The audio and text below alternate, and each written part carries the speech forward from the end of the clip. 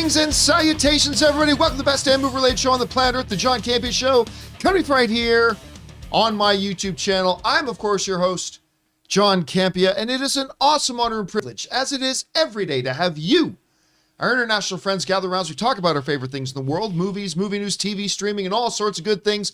And guys, it's Friday. It is Friday, right? Please, God, tell me it's Friday. I can go down and get my theory. Hey, congratulations on making it through to the end of another week. May you guys have a wonderful weekend planned ahead of you, filled with relaxation and enjoyment, surrounded by friends or family, or perhaps some well-needed, deserved me time. Whatever you guys are doing, I hope you have a good time. And I'm joined here today by writer, director, producer, Mr. Robert Meyer Burnett. Robert, how you doing today, sir? John, you know what? There's a new episode, actually 2 new episodes of Star Trek out. What a glorious day. I don't care. Picard's been great. Let me rephrase. I've seen the first episode of Picard, and I really liked it. I'm looking forward to seeing the second one. Also joining us, sitting right over here, is Mr. Ray Ora, joining you guys in the live chat. Ray, how you doing? Hey, good morning. It's good to have you. And, of course, right beside him, Chris Carr is here. Chris, how are you today? I'm doing great. Gosh, I watched a great movie this morning. I'm excited about Picard too. I like this day. It's a good day, and we're so glad you guys are joining us here. And here's how today's show is going to go. We're going to break it down into 2 parts. In the first half of the show, we're going to talk about some predetermined topics. Then in the second half of the show, we're going to take your live comments and questions. Now, if you're watching live, and only if you're watching live, and if you've got a live comment or question you'd like us to read on the show, simply use the super chat feature in the YouTube live chat there. However, I will let you know, I'm only going to keep that feature turned on until we hit a certain number of them. Then I have to turn it off. So you've probably got another 5 or 10 minutes to get one fired in there if you so choose. Also, a little bit of housekeeping, guys, to remind you that if you need your daily fix of the John Campea Show, but you can't be in front of a YouTube video, maybe you're commuting or you're at work or whatever, good news, there's the audio-only version that we simply call the John Campea Show podcast. Just go on your favorite podcasting app of choice, search for the John Campea Show, and subscribe to it today so it's there when you need it. Also, we have a totally separate podcast feed for our new show, Movie Club. It is up there. Go and search for the Movie Club podcast feed. Subscribe to it, again, so it'll be there when you need it. Of course, we just did, what did we just do? We just did The Dark Knight. Dark Knight. No. Was that the last one we did? Yeah, Dark Knight. Just did Dark Knight. We got 5 films up there now. And we can tell you what the movie is, the subject for our next Movie Club meeting on Tuesday. Tuesday at 4 p.m., our movie club meeting, your homework, everybody, to get caught up on and be ready to discuss is Quentin Tarantino's Django Unchained. So Django Unchained is going to be the film for this upcoming week's movie club. We hope you guys get caught up on it, watch it, go back and rewatch it, and come on in, be ready to discuss it on Tuesday. And then we've got actually a bunch of weeks planned out ahead, but we'll tell you about those plans a little bit later on. All right, guys. With all that down, let's move on to some off the tops here, shall we? And our first off the top is this. Now, whenever you start talking about movies, everybody loves talking about movies. When you start talking about the business of movies, sometimes people kind of tune out. But you got to understand that the business of movies is the mouth of the river that the ocean feeds all the goodness into the rivers, right? Like that's where everything comes from. That's where everything starts and finishes. It starts at the business end and sees where it goes down. And there's nothing in the entertainment industry right now on the business side that is as fascinating as the upcoming acquisition of Warner Media that is being taken over by Discovery. And there are a couple of interesting developments that have come out regarding that I thought we should talk about here pretty quickly. First of all, it should be pointed out that really the last major hurdle for this acquisition has now been cleared. The Discovery shareholders, and this, a lot of people saw this as a technicality, but the Discovery shareholders have now approved the $43 billion acquisition. Now, of course, the shareholders have to approve it because it's their effing money. So they got to say, yes, we approve this $43 billion takeover. And by the way, it is actually more expensive than $43 billion because they got to pay $43 billion to get the company, to get Warner Media. But in acquiring Warner Media, they're also taking on $45 billion of Warner Media's debt. That's how much they're in debt. So this is a huge financial commitment coming from Discovery over that. And the last major hurdle has now been cleared. Now, This gives us a little bit of the outline as to what we're going to be getting. This is coming from Variety Rights. Discovery chief David Zaslav will serve as the president and CEO of the newly merged company. Of course, David Zaslav is the head of Discovery, so now he's going to become the head of everything. Warner Media Discovery, with Warner Media CEO Jason Kilar expected to exit. Zaslav's first major hire for Warner Brothers Discovery was Chris Litch, who's going to be the new chief of CNN. Following the ousting of Jeff Zucker, we talked about that a little bit earlier. But this is where it gets really interesting. We're talking about the financials here. Because, Rob, you and I have talked about before the fact that right now, the way streaming works right now is not long-term sustainable. No. No, like financially, every streaming company is heading towards a giant cliff financially. They're all operating right now in massive spending that cannot last long term. And they know that.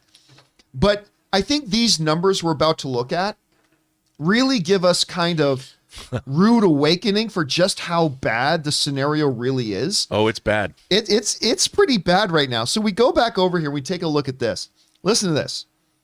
Discovery ended 2021 with $4 billion in cash on its books, and it generated some $2.4 billion in free cash flow for the year. You want to talk about the streaming networks that's actually doing it right and being the most financially successful? It's actually Discovery.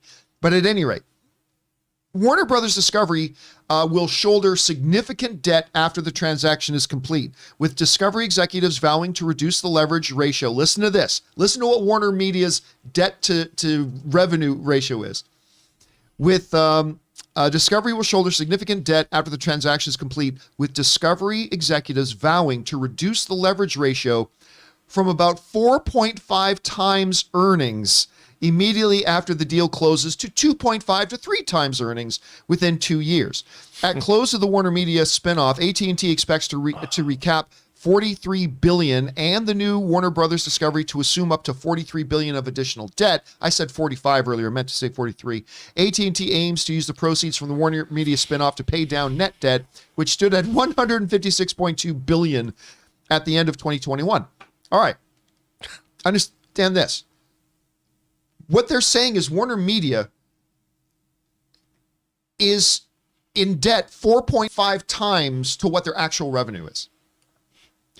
And the first big goal of Discovery, which operates in the black, is saying, okay, we're going to get that down real quick. We're going to start by getting that down to 2.5 to 3 times, and then we will move on from there.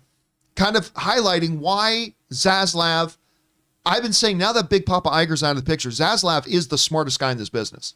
When you look at the way that he runs Discovery and what he's done there, and his already initial plans moving forward with what he's going to do with Warner Media and their whole debt situation, stuff like that. And we heard him talk about, we're not going to get in the spending wars, okay? We're going to be a successful streaming empire, but we're not going to get involved in the spending wars that everybody else seems to be getting into. Like, this dude's pretty damn brilliant, has got his feet on the ground.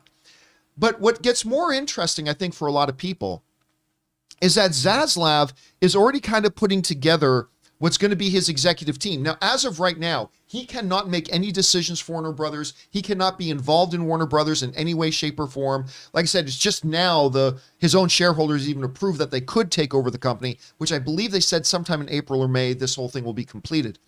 But he's already starting to eye what the big senior staff management is. And I think for what a lot of film fans who keep a close eye on like Warner Bros. And everything is what's going to happen with the people that they already have. Like what's going to happen with the people that are there right now. And I just want to find where I found this. Where is this part I was looking for? Okay, here we go. This part is interesting because it speaks to a couple of things, including, some people have been asking like, oh, will Discovery restore the Snyderverse and all that kind of stuff? I think we may actually have some insight here as to that. This is what Deadline is writing, and this is interesting. There are also going to be some significant incumbents to consider. Casey Bloys, who started at HBO in 2004, has been overseeing both HBO and HBO Max after the high-profile exits of Richard Felper and Kevin Riley 3 years ago, earning public shout-outs from Zaslav along the way. Now, Blois, by the way, in all the criticism that I've leveled against, Warner Brothers' strategy of putting all their 2021 films on HBO Max, that was not HBO Max's fault. No. That was not them. And actually, this guy Blois has been getting a lot of kudos from a lot of people about the way he has managed HBO Max in the last couple of years. So he's probably going to be somebody who's going to probably stay in charge of HBO Max. We'll see, though. Warner Brothers Pictures chief Toby Emmerich, this is where a lot more people get interested, has also been a canny survivor, climbing the ladder even as his former home, New Line, was summed into the Warner machine. In the final year of his current contract, he has more than a few hits to point to, most recently The Batman. Ann Sarnoff, chair and CEO of Warner Media Studios and Networks Group, is newer to the fold by comparison, having joined Warner in 2019. She oversees a lot of the valuable turf across film and TV, especially with Warner still in the licensing game. So, the big head honcho of Warner Media, Jason Kilar, he's out. As soon as this merger finalizes, he's out. However, some of his top generals, Blois, Emmerich, Sarnoff, there's a lot of whispers that Zaslav could absolutely keep them in place, at least for a while. Deadline also goes on to write, a grace period of some duration is likely to be extended to Sarnoff, Emmerich, and Blois as the merger takes effect, according to multiple people involved in the deliberations. So, Rob, you hear that these three are probably going to be sticking around with Kilar out. What does that tell you right away? Well, I've heard that it was Toby Emmerich's idea to do the HBO day and date thing, because he was trying to ingratiate himself with an idea. Right, I heard differently, but I remember you had, but I don't know that my source was any more. Yeah, again, I don't yours, know. To be honest with you. Yeah, I mean, like they said in this article that you just read, Toby Emmerich is a canny survivor.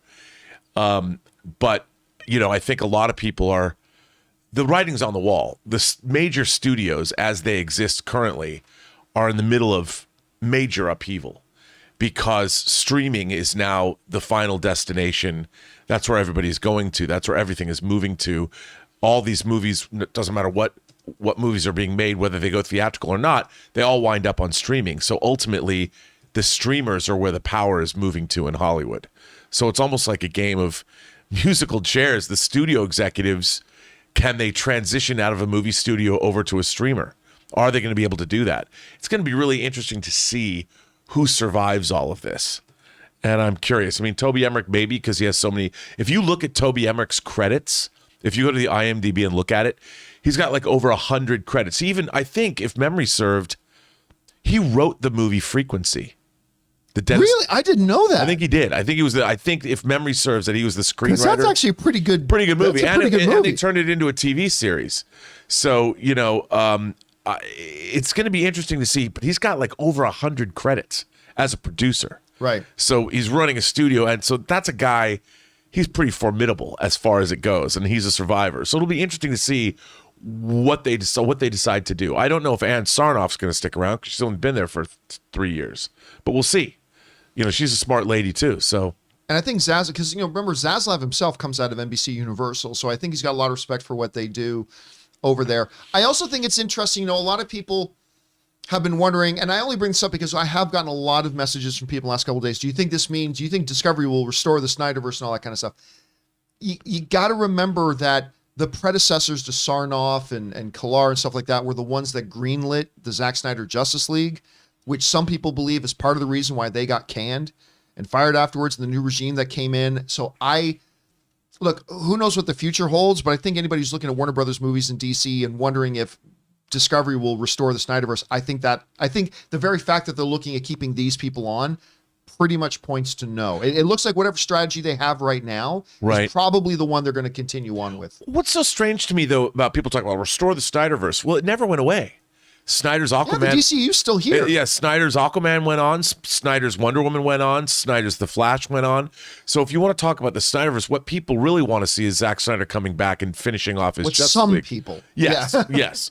And look, I'm a huge fan of Zack Snyder's Justice League. I really quite enjoyed it compared to what we got. And I would love to see him finish off that story, but people don't realize he's moved on to Netflix. He's got a sweet deal over there.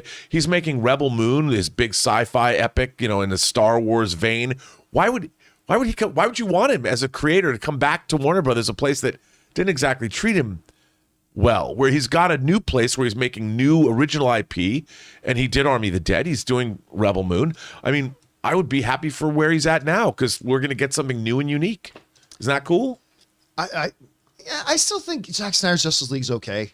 I mean, it's definitely better. It's definitely better than the theatrical. I mean, I like the theatrical version. I do. I like the theatrical. I have no qualms about that. I like the theatrical version. I think Snyder's version is better. But people underestimate his best movie. Well, yeah. Zack Snyder's You Man and of I Steel. are. You and I are both. That's the Zack Snyder film people sleep on. We're It's right totally there. simpatico. Why there is not another Superman movie is beyond It's me. I mean, it's one of my great heartbreaks that we don't have a Man of Steel 2. Anyway, Chris, there's a lot of information dump here. I mean, number one, the way they're moving, the very fact that Zaslav is saying Warner Media is going to be more financially responsible. He's already said he's very dedicated to the theatrical industry. He believes movies in theaters, then put it on streaming, all that kind of stuff. Looking at the way he's approaching this and the fact that it sounds like from these reports, he's looking at keeping at least the top generals at Warner Brothers on board. What are the first impressions that you have from this story? I mean, this all sounds very good, but we have to see how everything pans out, right? Right. Everything sounds good. Exactly. And a deal is only as good as it's written on paper. A deal is only as good as it's actually executed. And so that's what it's all going to come down to. I like that we're not doing a big shakeup. I like that we're taking a kind of slow and steady approach to everything, making sure that we've got all of our ducks lined up in a row. Oh, sorry, John, I knocked my camera before. I don't have a lot of finesse. I don't know if everyone knew that. But yeah, I honestly, I'm not informed enough on the ins and outs of this deal to have a hard opinion. As of right now, it's kind of a wait and see thing for me to see how everything pans out. All right, guys, the question is for you.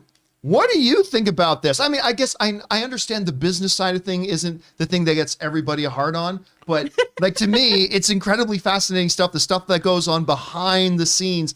This is incredibly important stuff that results in what we will or will not see on the screens a little bit later on. How do you guys feel about the story? Whatever it is, jump on down to the comment section below and leave us your thoughts. All right, guys. With that down, let's do one more off the top here, shall we? And that one is this.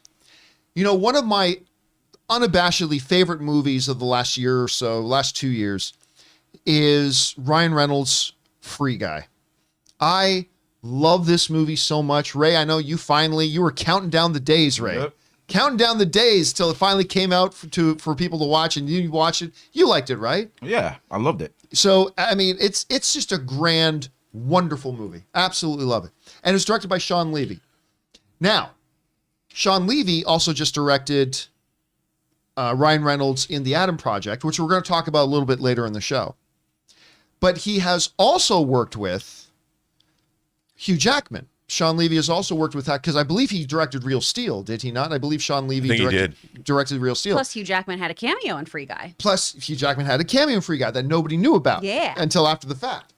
So a lot of people the best thing on the internet for the last 5 years has been this fake feud between Hugh Jackman and Ryan Reynolds. What's fake? I know, right? What? But it has absolutely been the best thing on the internet is these guys. And a lot of people wondering, are we going to see Deadpool have a movie where Wolverine shows up as Hugh Jackman? Are we going to see Hugh Jackman and Ryan Reynolds together? Well, according to Sean Levy, the answer to that is yeah. You're going to see them. Sean Levy is saying that he says, I'm not going to say what or where, but you're going to see Ryan Reynolds and Hugh Jackman in a movie together. This comes to us from Sean Levy himself. If I can find the damn quote. I lost the quote. Okay, yes. Kevin Feige, that would be a nice dream. I lost the quote. There it is. Okay. While Reynolds and Jackman have already worked together in the much maligned X-Men Origins Wolverine, which wasn't a bad movie in parts, and then in some parts one of the worst. The first 20 minutes a lot. I like the first bit. I like the first bit of the movie, and then it really falls apart. Anyway. I have a great hot toy from that, though. In the much maligned X-Men Origins Wolverine film, the closest thing to a reunion was Wolverine's brief cameo in Deadpool 2. Sean Levy, the director of Reynolds' upcoming Netflix film, The Adam Project, which once again we'll talk about in a bit, teased that he would love to bring the pair together, and this is what he said. I am not going to say where and how, but I absolutely will confirm that it is my intention and determination to be the lucky son of a bitch who puts those two magnificent gods on the same movie together. Once again, he's saying, I am not going to say where or how, but I will absolutely confirm that my intention and determination is to be the lucky son of a bitch who puts those two magnificent gods in the same movie together. That comes to us from Sean Levy. Now, listen, this is far from green light from a studio that this thing's going in production. But I do think it's interesting that Sean Levy used that terminology, because I will confirm for you, it is absolutely my intention to get these two in a movie together. And Sean Levy is a guy with some clout in the business right now. A lot of the movies that he wants to get made will get made. And so it starts to bring up the question, do people, number one, want to see Ryan Reynolds and Hugh Jackman in a movie together? Yes, they do. People absolutely want to see it. Now, I think if you ask 90% of the people, what movie do you want to see them in together, they're going to see as Deadpool and Wolverine. But I absolutely guarantee you put them in anything together, people will line up. So what should they be in together? And I've got the pitch for you guys. And I'm sure Ray will give us a pitch of his own. But here's mine. I absolutely believe that you make a rom-com, all right, here's a simple premise. Ryan Reynolds and Hugh Jackman are battling it out for the affections of the same woman.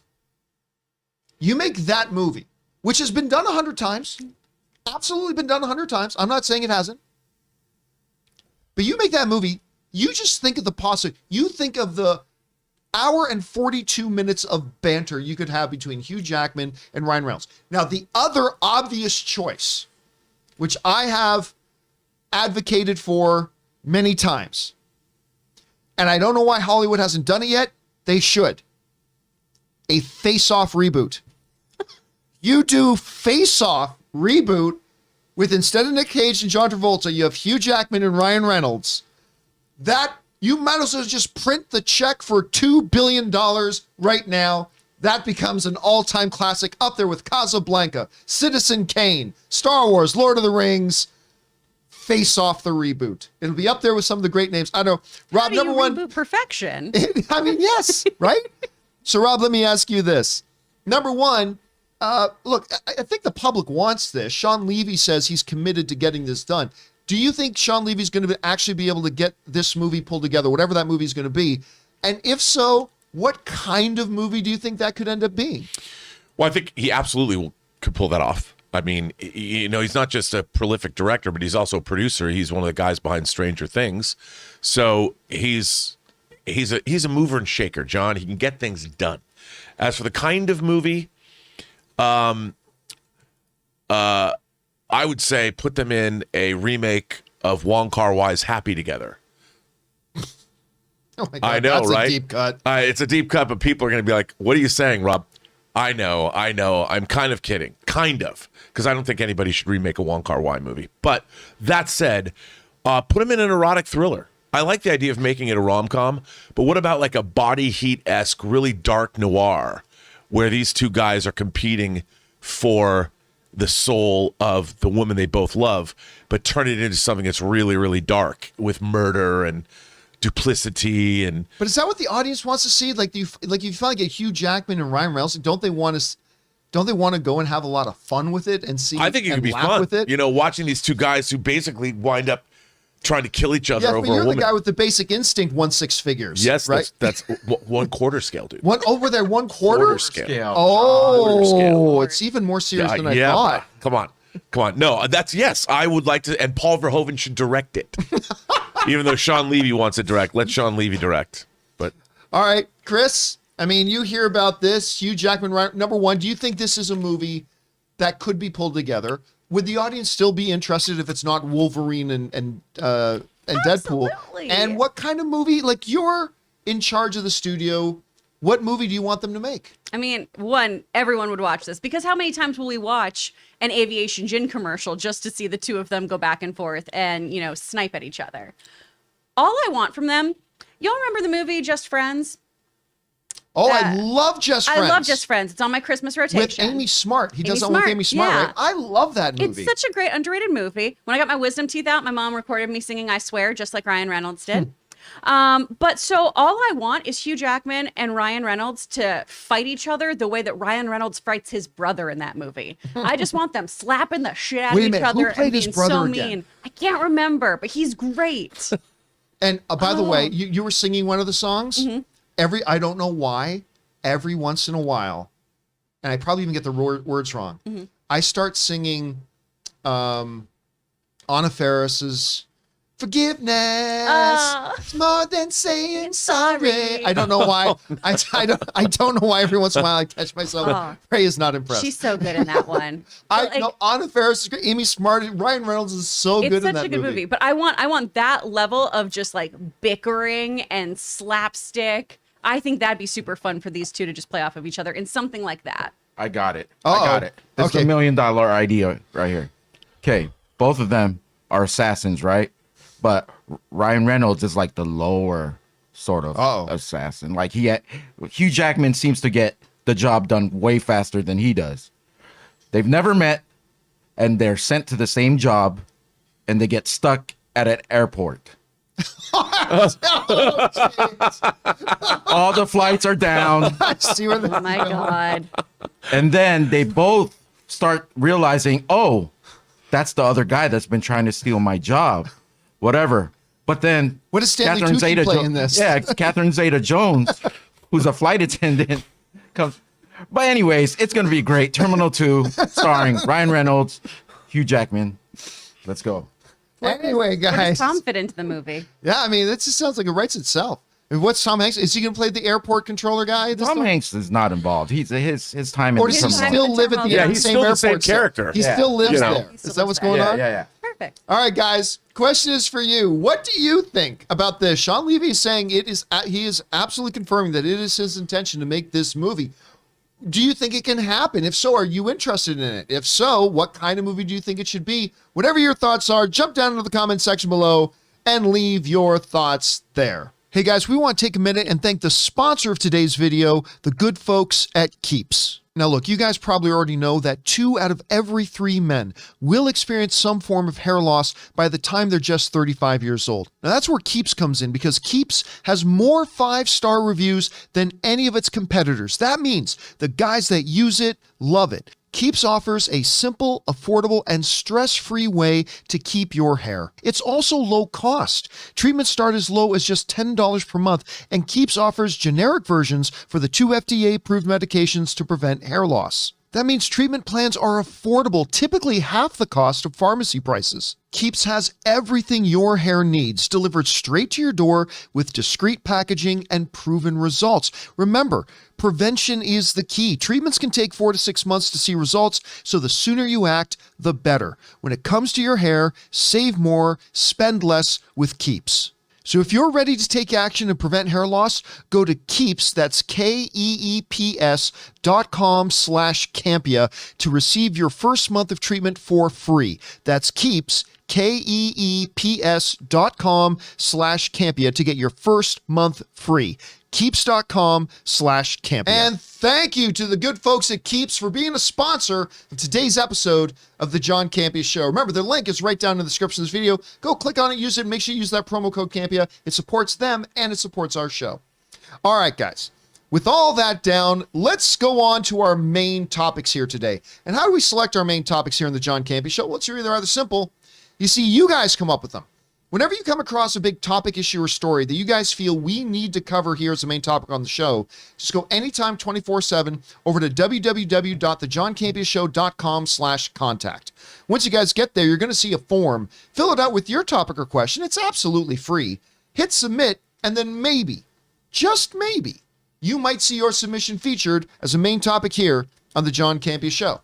With that down, Chris, what is our first main topic today? Our first one is from Eric Vanderholt.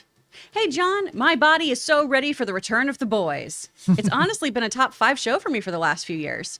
Wondering if you saw the new poster that just came out. It's got Billy with glowing eyes and a caption that says, "Soon it'll be time to level the playing field."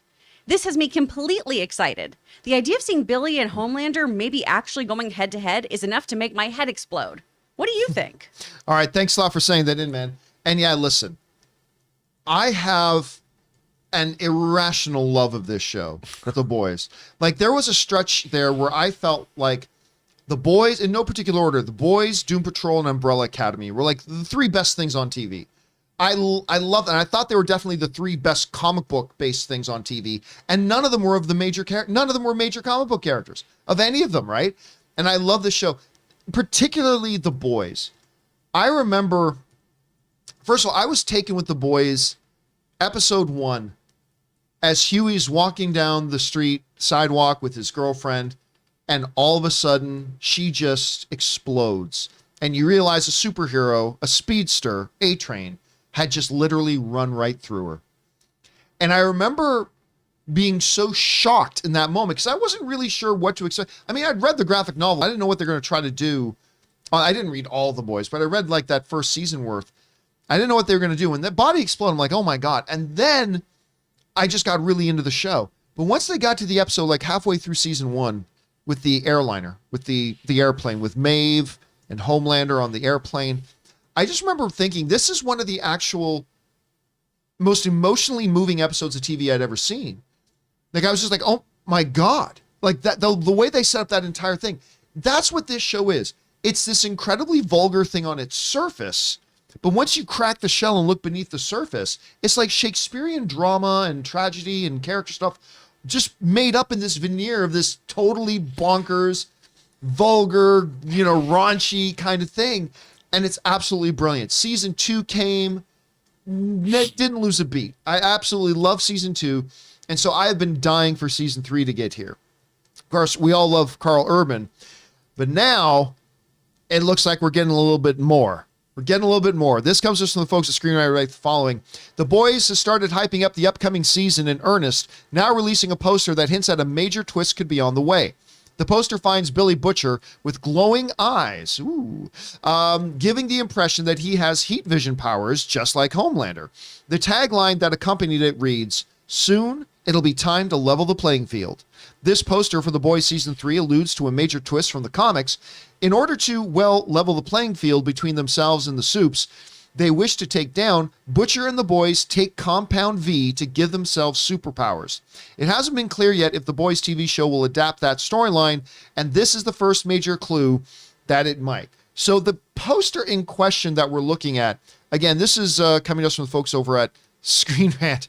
Billy Butcher, got the eyes going, and all I can think of when I see this is that how badly would I love, this is kind of like Injustice Gods Among Us, where you can have, Harley Quinn fighting Wonder Woman because they all took that same little bone density muscle increasing pill. So that's what I kind of get the vibes of this. I would love to see Billy Butcher and Homelander actually throwing down.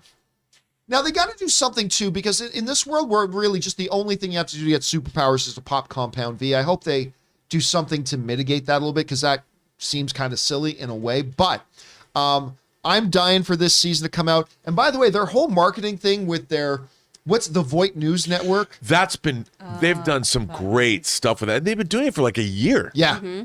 Yeah. Yeah, I mean, it's been great. It's been so original, very cool. By the way, there was some other The Boys news where, of course, they've got the Boys Superhero University spinoff series coming, and they just lost their 2 leads. So the 2 leads just left out. But that's a story for another time, I think. But still, getting back to The Boys, the proper main series, this sounds amazing to me. Rob, you saw the image. You've probably read more of the graphic series than I have. Yeah. Where do you think this is going, and where's your anticipation level like for this? Well, I think they definitely are going to delve into that storyline. Obviously, I think the poster confirms that. And like you, I love The Boys. I mean, people said, well, season 2 wasn't as good as season 1. Well, I thought it was. I enjoyed it, and I thought the freshness might not have been there, but I really liked Stormfront. I loved everything that went on in season 2, and I think the show's great. I love all the actors, and our own Homelander got into a little trouble recently. Yeah, but over in Spain. But hey. What are you gonna do?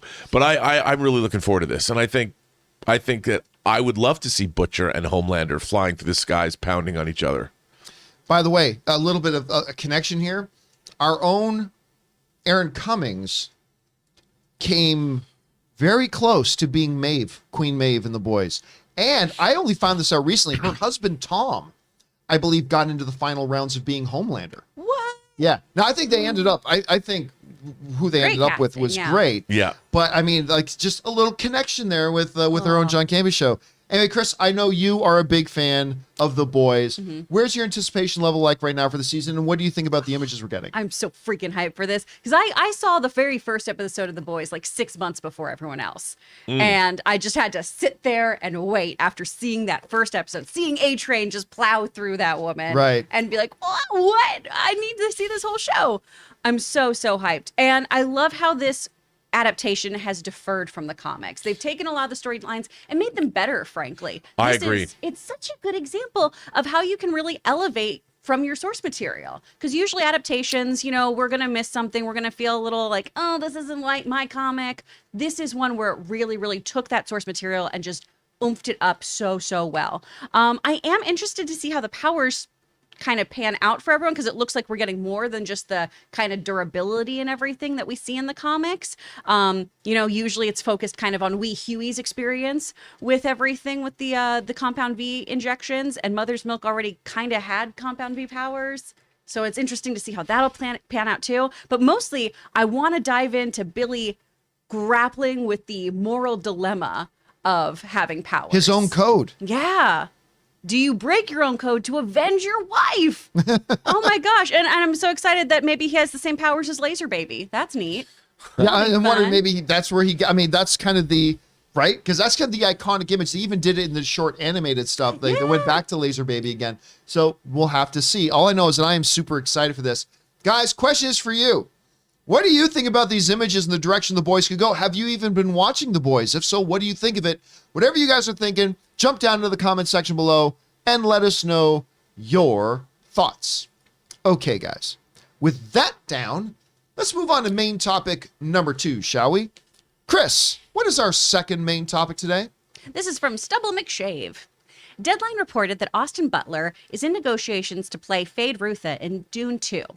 I think it's a good choice, and he resembles the book version of Fade, who's supposed to be the same age as Paul, with a similar look.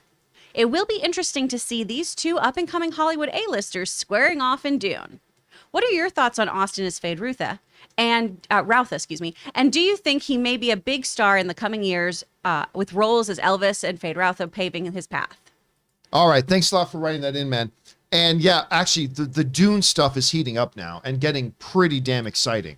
Because we just found out the other day that Florence Pugh was going to be playing the Princess of the Universe, basically. Prince Irulan. Which was incredibly exciting to hear.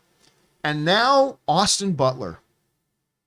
You know, Rob, I think you and I were having lunch yesterday, and we were starting to talk about it. It feels like in Hollywood, every once in a while, a bunch of Hollywood execs get together and say, let's pick a random name, and that person's going to be the hottest thing in Hollywood for the year. And it feels like Austin Butler's name just got drawn because he just became, first of all, his role, which wasn't massive, but his role in Once Upon a Time in Hollywood. Oh, yeah. He was so good in that. His character was actually one of my favorite things about that movie. I thought he was great in that. But his turn as Elvis and that Elvis trailer, like, you don't want to overemphasize trailers, but I feel like that trailer made Austin Butler a star. Yeah.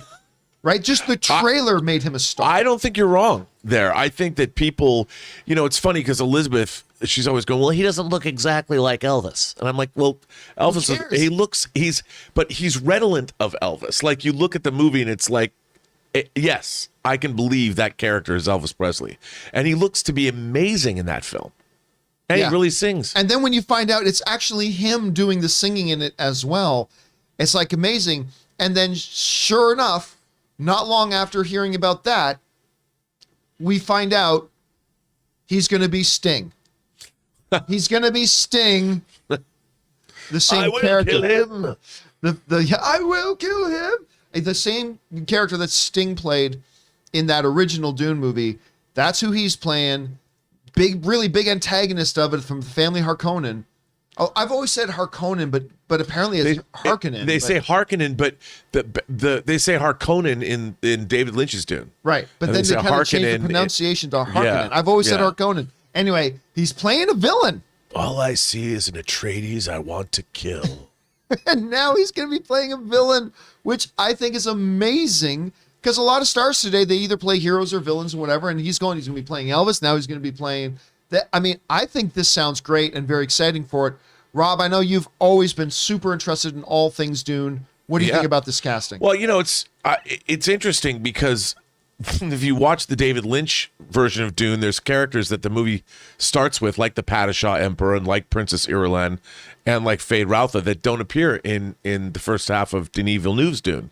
So it's going to be neat to see all these characters be in Dune 2, because that becomes a big point, obviously. And I'm looking forward to seeing I don't know who they're going to cast as the Emperor, as Florence Pugh's father, but it's going to be really interesting. And I think this is great casting. I mean, Denis Villeneuve, the cast of the original, his first Dune, he has access to any talent he wants. Yeah. And it's great. I'm so there for it. I can't wait.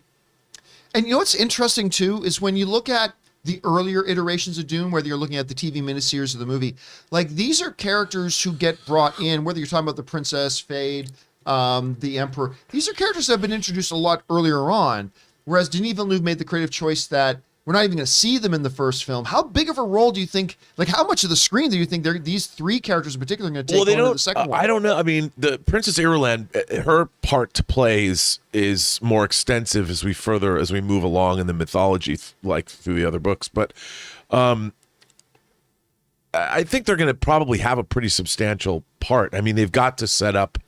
I think they needed more of the Baron in the first movie, because Stellan Skarsgård was so good. I want to see more of him. Give me more of the Harkonnens, and Fade would be a part of that. So I'm in. Count me in, man. Chris, I know, you saw this. I know this was very interesting to you. Mm-hmm. Number one, what do you think about the casting? How big of a role do you think they're going to have it play in the second film? I mean, regardless of what it was in the previous ones. And how are you feeling about it in general? Oh, Denis is just collecting fellas with nice cheekbones. Golly, the cheekbones in this movie. I'm excited about this. I'm really happy that Austin Butler's having a moment. I've said it before on here. I know people don't like it that much, but I enjoyed Shannara Chronicles. I thought it was fun. So did I. We had a good time watching those shows, and I really like him. And I'm so glad he's getting more prestigious roles. I think that's really, really great for him. Again, time will tell though if he's the right casting. I got to see him in the movie. I can like the kid all I like. I say kid. I think he's the same age as me. I could like him all I like, but I wanna see how he fits into this film and what Denis created already. And I don't have much to compare it to because I did not see the original Dunes. I didn't see Sting. What? So I know. With You're how not much missing I like a lot. No, honestly, you're not really missing. I mean, Rob's disappointed me. Well, no. It's the thing is, John's not wrong.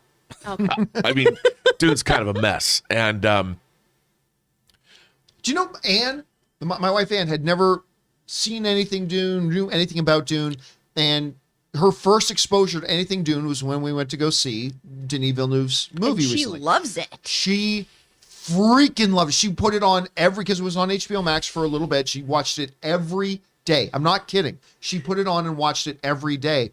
And then she had ordered and finally she's been reading the last couple nights. Now she's reading the Dune books. And like she's devouring the books and getting all into it there too. So she's gonna love the books. She hadn't seen Logan in almost 3 years, and at the movies, she just goes, "Hey, did you like Dune?" this was at her first thing. And says it like that. And he was, "Yeah, I did a lot." And she's, "Okay, we're cool." And then just goes back to like eating the snacks. And he was like, "Okay, good. I'm glad we're still cool, Anne." All right, we're good then. Anyway, guys, question is for you. What do you think about this addition to the new Dune movie? We already had Florence Pugh. Now we've got Austin Butler coming out of the Elvis thing, playing a really fascinating character. Do you like the casting? Were you looking for somebody else? Where's your expectation level right now for Dune 2? Whatever you guys think, jump on down to the comment section below and let us know your thoughts. Hey guys, we want to take a second and thank a sponsor of today's video, the good folks at Manscaped. You know, I was in the shower the other day and I looked down and I thought, my goodness, the boys look fantastic. Dr. Jack Hammer, the amazing Mr. Fantastical, have never looked or felt better, and that is in part due to our friends at Manscaped. Because our friends at Manscaped are the global leaders in below-the-waist hygiene and are turning men's shower dreams into their favorite routine with the all-new Ultra Premium Collection. This all-in-one hygiene skin and hair bundle is designed to upgrade the everyday man's shower routine from head to toe. Your skin, hair, and balls deserve the best, my friends. You start off using the cologne-infused ultra-premium body wash with aloe vera and sea salt to keep your skin feeling clean and moisturized all day. Then boom, it's time to take care of your hair. Simply apply the 2-in-1 shampoo and conditioner that cleanses and nourishes your hair all in one step. Then once you dry yourself off and hop out of the shower, it's time to protect yourself from body odor by applying the Manscaped aluminum-free deodorant. And do you have tattoos or any dry skin? A lot of us do. It's time to hit your skin with the hydrating body moisturizer spray. Cap it all off by applying some Manscaped lip balm. And then last but not least, we're moving on to the Lawnmower 4.0 electric trimmer to clean off any unwanted body hair. So guys, get 20% off plus free shipping with the code Campea. That's Campea at manscaped.com. That's 20% off plus free shipping with the code Campea at manscaped.com. And a big thanks to our friends, my friend and yours, over at Manscaped for being a sponsor of the John Campea Show. All right, guys. With that down, let's move on to main topic number 3, shall we? Chris, what is our third main topic today? This one comes from Joker's makeup guy. Good afternoon, team The John Campea Show. Bob Iger was always very careful about keeping families a high priority for everything Disney did. He did not... Oh... He's not there anymore, and it didn't take long for them to take the R-rated Netflix MCU shows and move them over to Disney+. I love these shows, so I don't care. Well, I guess a few family and parent groups are slamming Disney now for doing it. What are your thoughts, and do you think enough pressure could come that would make Disney change course? All right, thanks a lot for sending that in, man. And yeah, so one of the big stories, particularly in the world of streaming and everything over the past number of weeks, was the fact that Disney Plus announced that they would be bringing over the Netflix, the R-rated or TVMA Netflix Marvel series over to Disney Plus. Now, this was a little bit of a surprise because some people, myself included, kind of thought that, yeah, Disney would take control of these series again, but they would put them on Hulu. I mean, that's what Hulu's there for. That's why it's there, to put that more edgier, adult-rated kind of stuff and put that on there, keep Disney Plus more family-rated. But they decided they were going to put on Disney Plus. They were going to revamp their parental controls, new password mandates, and all that kind of stuff. And for the most part, a lot of fans were pretty happy with it because they love those shows. Although, let's be honest, anybody who loves those shows already had Netflix, so they're in the last number of years, they've always had access to these shows. It's not like these shows are suddenly accessible to everybody. Oh, right. They were always accessible, but still, it was met with a lot of good, positive reception from a lot of people. But I'm not going to lie, I was surprised to hear about it too, especially considering Disney had always been very, very, very cautious about safeguarding their relationship as being a family brand and families. Well, it didn't take long because now some family organizations are kind of coming out that have been longtime allies of Disney are now coming out and bashing them for the decision to put this content on Disney Plus. And I suppose we shouldn't be surprised. Anyway, this comes to us from Variety, right? The following. The Parents Television, what does PC thing stand for? The Parents Television Council? The Parents Television and Media Council, the PTC, warned Disney that streaming these series would destroy your brand. For more than 98 years, the Walt Disney Company has been synonymous with the words family-friendly. And I can think of no other corporation in American history that has been built more squarely on the backs and on the wallets of parents and families. Tim Winter, president of the Parents Television and Media Council, said in a statement. The company's eponymous platform, Disney Plus, logically marketed itself as a family-friendly streaming service, and parents have placed their trust in Disney to deliver just that. It seems wildly off-brand for Disney Plus to add TVMA and R-rated programming to its platform, ostensibly to increase subscription revenue, and that comes to us from the folks over at Variety. Now, I know what a lot of people are going to say. Everybody thinks they're edgelords and they're the cool thing. The cool thing to say, nah, F that. But there is... Good use of the word edgelord. Yeah, That's one of my favorite modern meme terms. Edgelord. But the reality is, whether you like it or not, there are kernels of truth in what the guy said. In the sense that he's saying, look, Disney has built itself and become an empire because it has built itself on families and family experiences and being family friendly. And you're a moron if you don't acknowledge that that is absolutely correct. That is how Disney has built its empire, is on that, is on, as they put it so graphically, on the backs and on the wallets of family content, right? And he's not wrong when he says that putting things that have the TVMA rating on Disney Plus is off-brand. I think even those of us who are most enthusiastic about this move acknowledge, yep, that is pretty off-brand. That is a pretty different move. And I think for some of these people, it becomes a little bit confusing. It's like, well, why for do you have Hulu? I mean, Hulu's right there. That's why you have this. That's why you have Hulu there. Just put it on there. Now, internationally in other countries, Hulu's already kind of incorporated, and its content is already incorporated through the Star arm and things like that. And so this is kind of like a non-news issue for a lot of people that live internationally. But in the States, it's kind of a big deal. And yeah, I have very little doubt that if Bob Iger were still the CEO of Disney, this would not be happening right now. I think you would see absolutely Disney content coming over because Bob Iger always said he was absolutely 100% intent on reclaiming all of Disney's IP. But I think he probably would have put it over onto Hulu, that being as it is. Guys, hearing some parent groups coming up, first of all, I have deep affection and respect for parent and family council groups. I do. I absolutely do. Come on. None of us are surprised. None of us are surprised that some family groups have come out to decry this move and stuff like this. As far as the question goes about whether they are going to bring enough pressure to bear to make Disney change course, absolutely not. I mean, I think the people at Disney, Bob Chapek and others, they knew there was going to be pushback. I think they absolutely knew there was going to be pushback. So it's not like they made the move and are going, wait, what? Some family groups didn't like that move? We had no idea.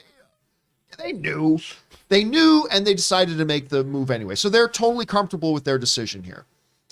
For me, I think if I was in charge, I probably would have had this stuff go on Hulu. But like I said when they made the initial announcement, if they are going to put in some reliable safeguards on Disney Plus that gives the parents the tools to restrict what their kids can and cannot see on Disney Plus, then I honestly don't see what the problem is. I really don't. Because here's the thing. If your kid is smart enough to figure out how to usurp your parental controls and your passwords and what you do, then guess what? Your kid's smart enough to figure out how to access Hulu. So if Disney had put all this stuff on Hulu, guess what? Your kid would have figured out a way to watch it there too. So I get their concern. I do. If I was in charge, I also would have put it on Hulu. But if they're putting these safeguards in place, then there's really no difference between that and it being on something else that your kid could access anyway. So I don't know. I think they just got to see where it goes. Chris, I mean, like again, what he said is true. Yeah. Disney is built upon being a brand identified as being family friendly for the whole family. This does seem a little bit off brand. But do they have valid concerns, or do you think that the precautions they're putting in place is enough for those concerns? I don't have kids. I am not a parent. So this very, very judgy statement I'm about to make. You're kind of like our mom, though. Chris Carr, the internet's mom. I feel it. I feel that way. That's why I don't need to have my own. There's so many already. Right here. But so, like you were saying, your kids are going to figure it out. If they can already jump on Hulu and watch this, they're going to. You know what you should do instead, parents? Maybe communicate with your own kid. Maybe have a conversation with them. Maybe talk about things that you do or do not want them watching. Maybe have a conversation about these shows they are interested in. It's not a company's decision or a company's responsibility to make sure your children are not exposed to the vast catalog of their content. That is up to you. That's not what a business needs to do. And I think it's ridiculous. I'm one of those people too, where I've been at a bar before and people brought a kid in and they've been like, hey, could you guys stop talking so loud about that thing that you're talking about? Ma'am, you just brought your child to a bar. And if you hear a couple, F-bombs, I feel like we're in the right environment. Are you?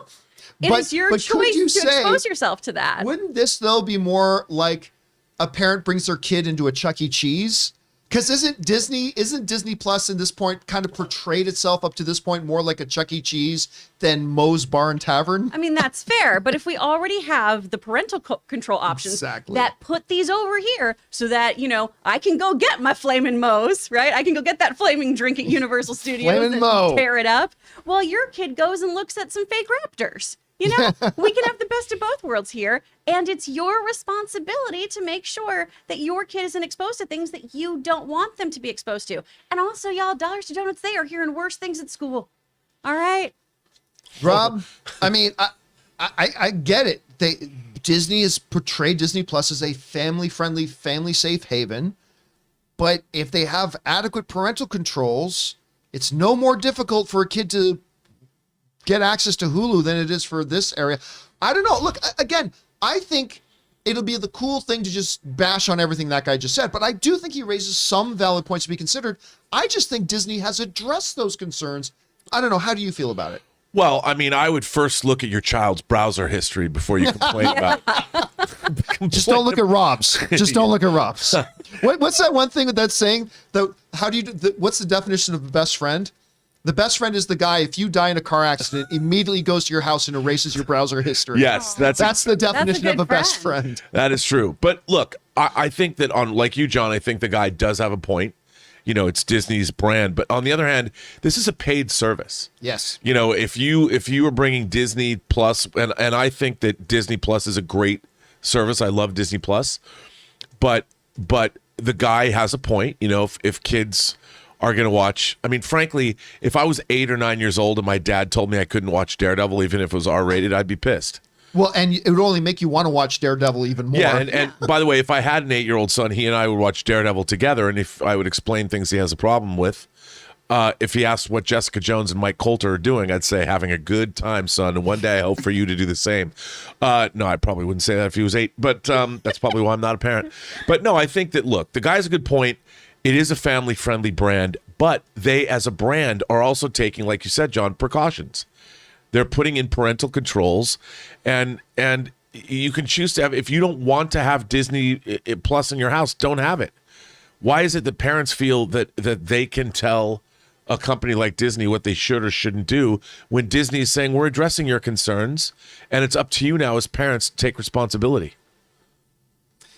I agree. Again, I just think at the end of the day, I would be more sympathetic to the complaints if Disney wasn't re-upping the parental controls. Like if they weren't giving parents the tools to monitor what it is, and parents should monitor what their kids do and do not consume. They have a responsibility to do that. And if Disney wasn't giving the parents the tools to do that, I would say, yeah, there's a valid complaint there. If there weren't the tools to stop a kid just from saying, oh, good, mom and dad put Disney Plus on the TV, the family TV that I can access, and they could just put up and watch the Mike Coulter and Jessica Jones sex scene. I mean, yeah, maybe there's a problem, but the tools are there. Right. And again, I just think if your kid can figure out a way to get through those tools, they can figure out a way how to access Hulu or Netflix or whatever else to watch it anyway. So I don't know. Again, I think there's some good points raised on both sides that should be kept in mind when both sides are considering it. But at the end of the day, if the tools are there, the tools are there. Anyway, guys, the question is for you. What do you think about this situation? Whatever your thoughts are, jump down to the comment section below and leave those thoughts there. All right, guys. With that down, let's move on to main topic number 4, shall we? Chris, what is our 4th main topic today? 4th comes from Henry Ho. Hi, John and crew. Recently, Charlie Cox had spoken about whether or not the Netflix adaptation of Daredevil is the same person in the MCU. And he thinks no, they're different versions.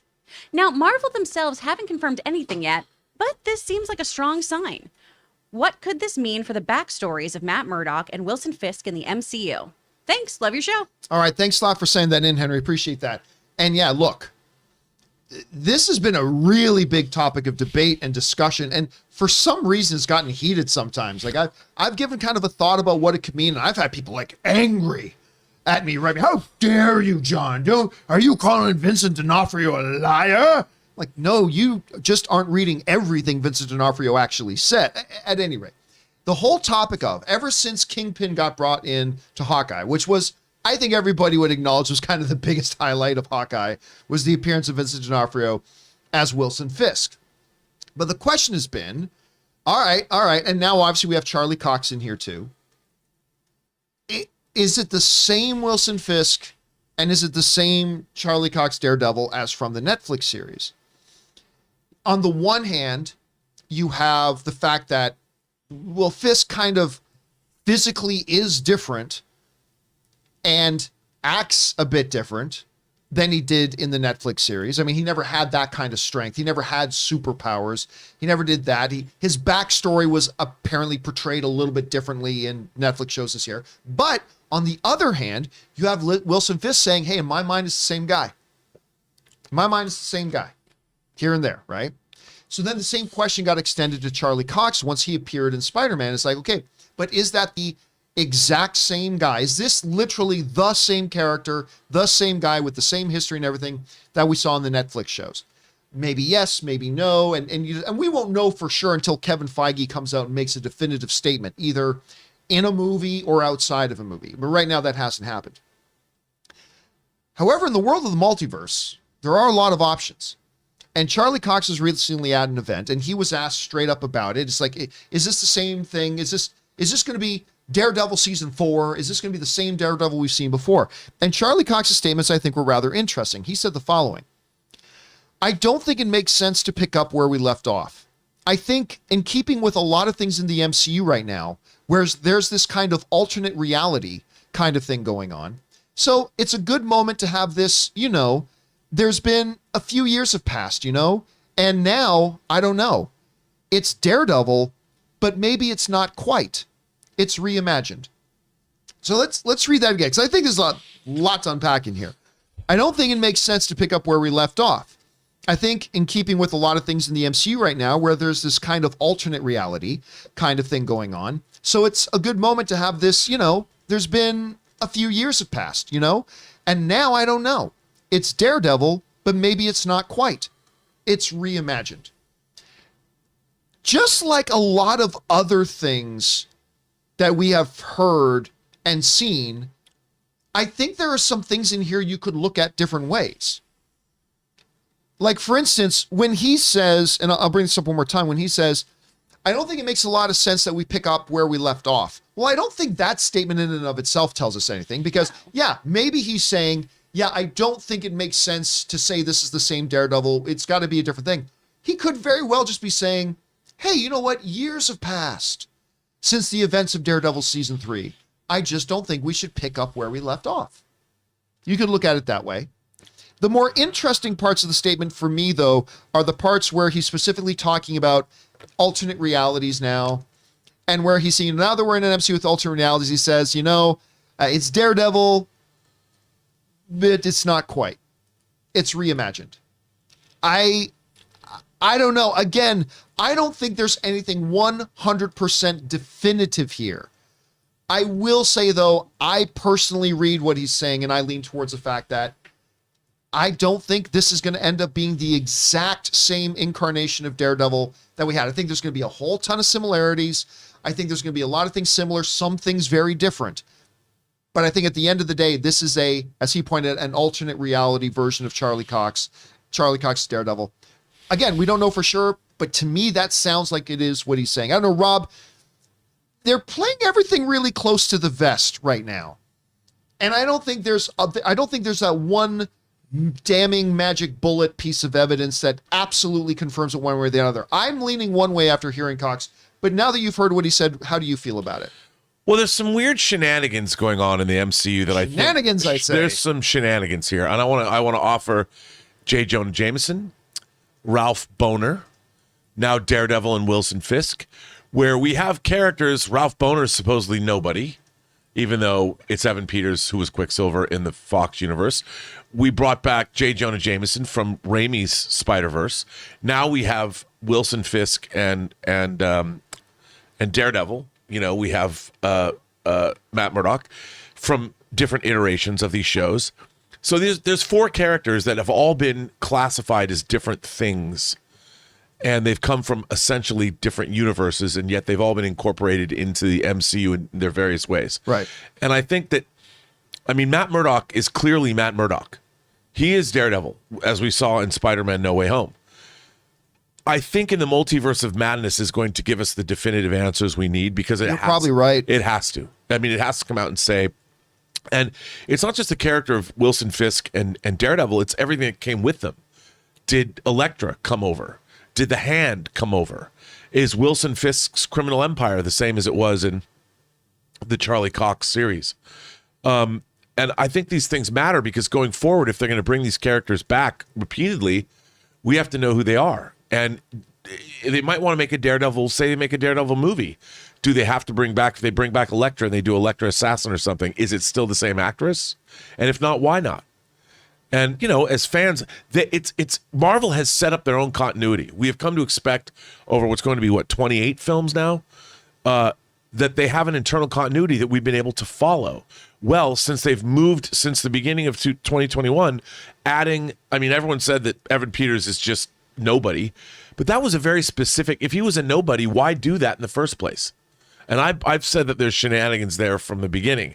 I think we're going to find out something different about that, but we'll see. And I think they need to define it for us. And I think that's what Multiverse of Madness is going to do. I mean, I think a key thing you brought up is, like, I think that J. Jonah Jameson is a great, I think if we're looking for one kind of pillar, that might be it. The same actor playing the same role, but that's not the J. Jonah Jameson that was in Tobey Maguire's Spider-Man. It's the same, but it's different. And I kind of wonder, but then you bring up the Evan Peters situation, which is a different situation than what they did with J. Jonah, right? At least that's what they said. Right, at least that's what they said. I believe that, but you're right. It's at least what they said. So I still lean right now, until I see more evidence otherwise, I still lean right now that what we're getting with Charlie Cox here and Vincent D'Onofrio is going to be similar to the J.K. Simmons as J. Jonah. It's their Daredevil, that's Kingpin, but it's not the same one that you saw before. It's a little different, but I don't know. It could exactly be the same one. I don't know. Chris, you see this. Mm-hmm. I mean, the conversation continues about it. How have you been thinking about this issue about is Kingpin and Charlie Cox's Daredevil, Matt Murdock, the exact same ones from the Netflix series? Do Charlie Cox's new statements enforce that opinion, change your opinion? How do you see it? I went into this, especially with Vincent D'Onofrio's comments, being like, oh yeah, of course, it's the same character. They're all the same characters. And this statement is such a wishy-washy statement that means nothing. Of just, well, maybe, possibly, perhaps. No, there's nothing said here that makes me change my mind on anything. Charlie Cox has said nothing concrete about whether or not his character is going to be the same or different. We just know that time has passed, which, like, yeah, it moves in a linear fashion usually. We get it, Charlie. I think that it would make sense to change him up.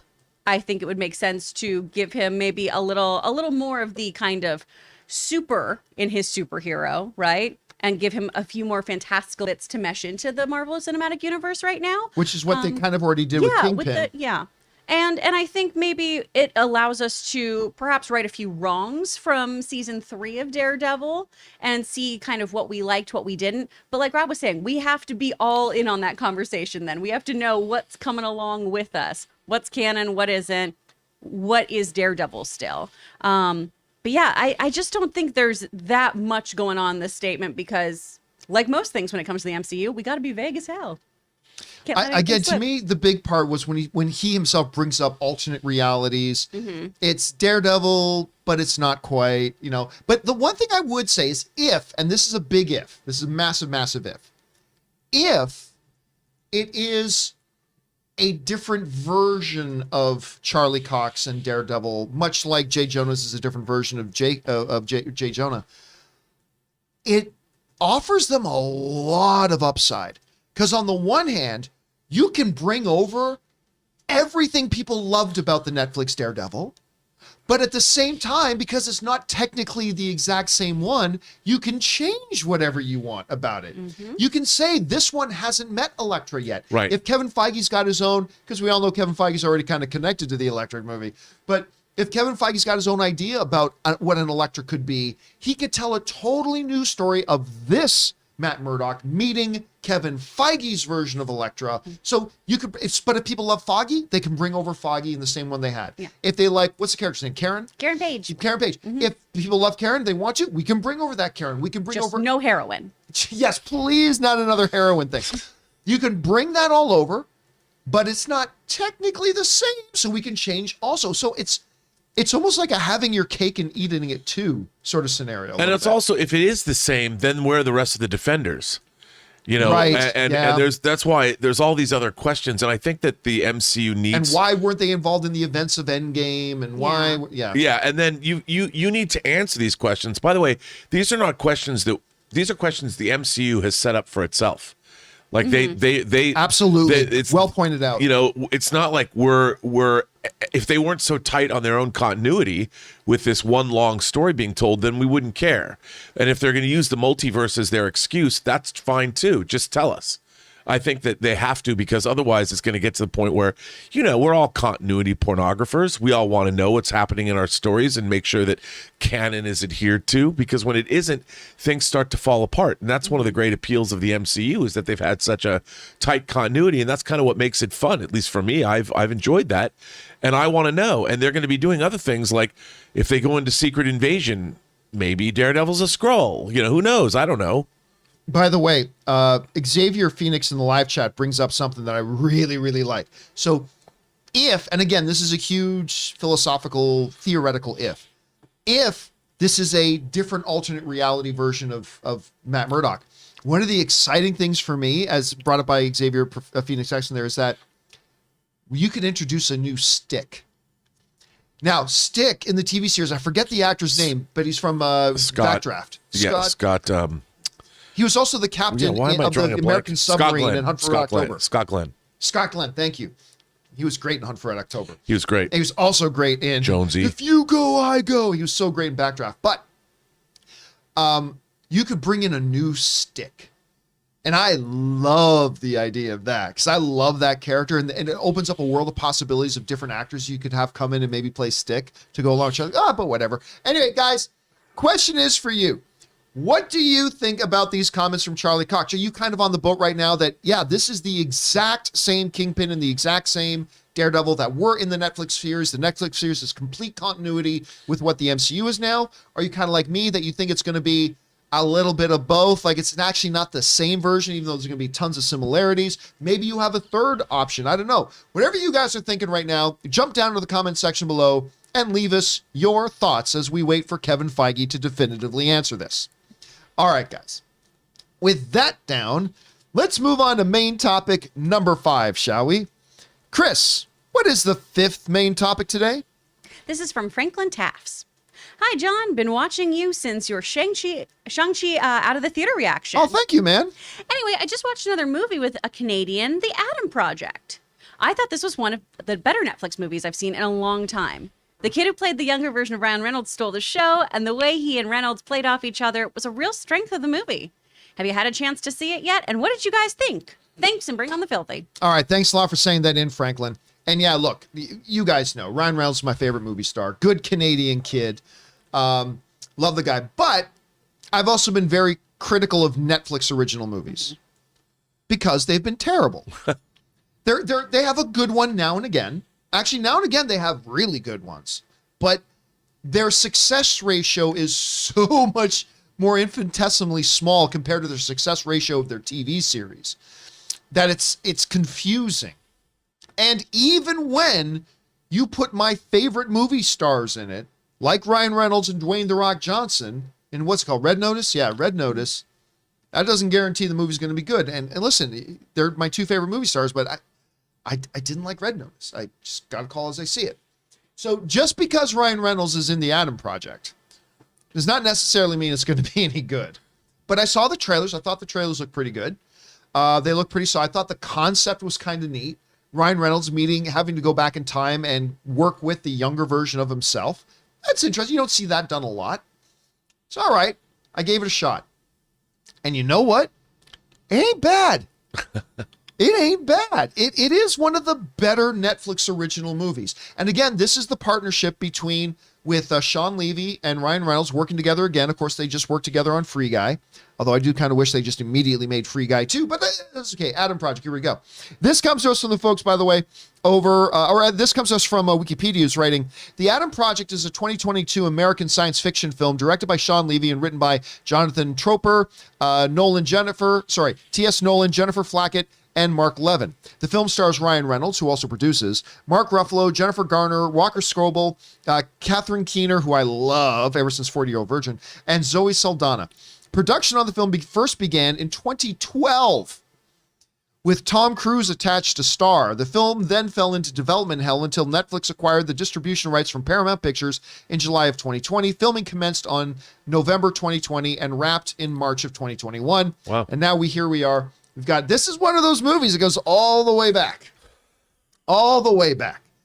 And here it comes. Now, right now, the audiences like it. The critics like it. 68% of the critics like it. 84% of the audiences like it. So they're within about, what do we got here? 18%, 16% of each other. So yeah, generally speaking, the critics like it. The audience like it. And I like it. I thought this was good. Now, let me get the negative out of the way. The negative of the Adam Project is actually the screenplay.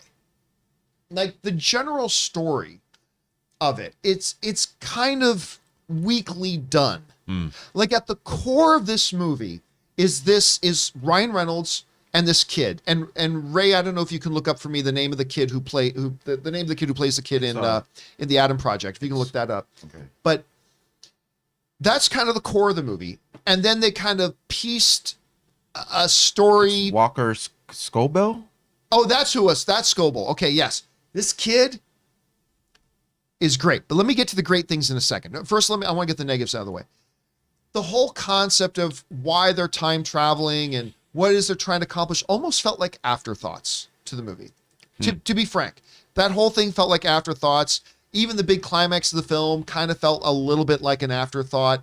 And so, yeah, interesting concept, not executed beautifully as far as, from a screenplay point of view and extending out the story and all that kind of stuff.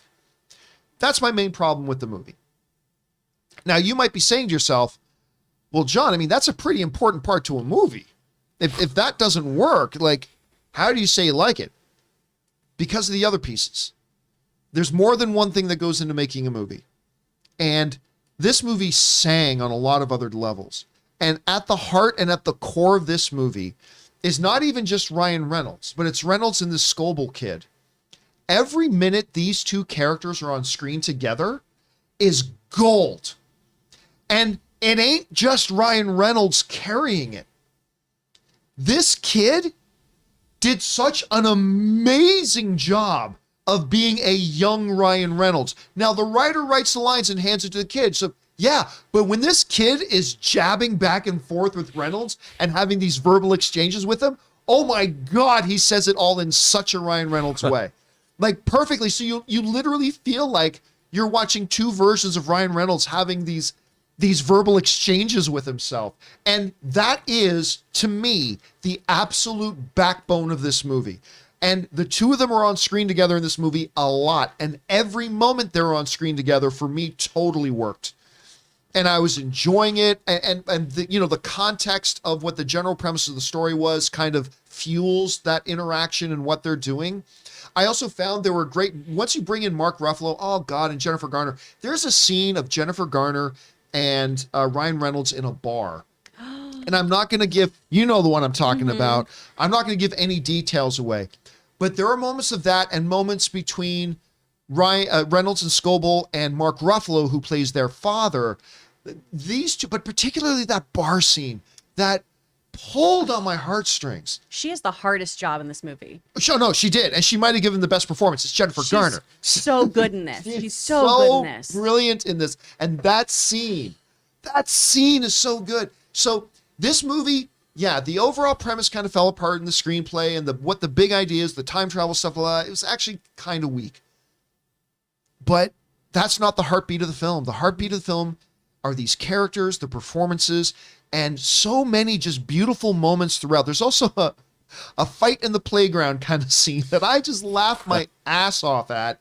I quite enjoyed this movie. I'm not going to sit here and say it's going to end up being in my top 5 of the year.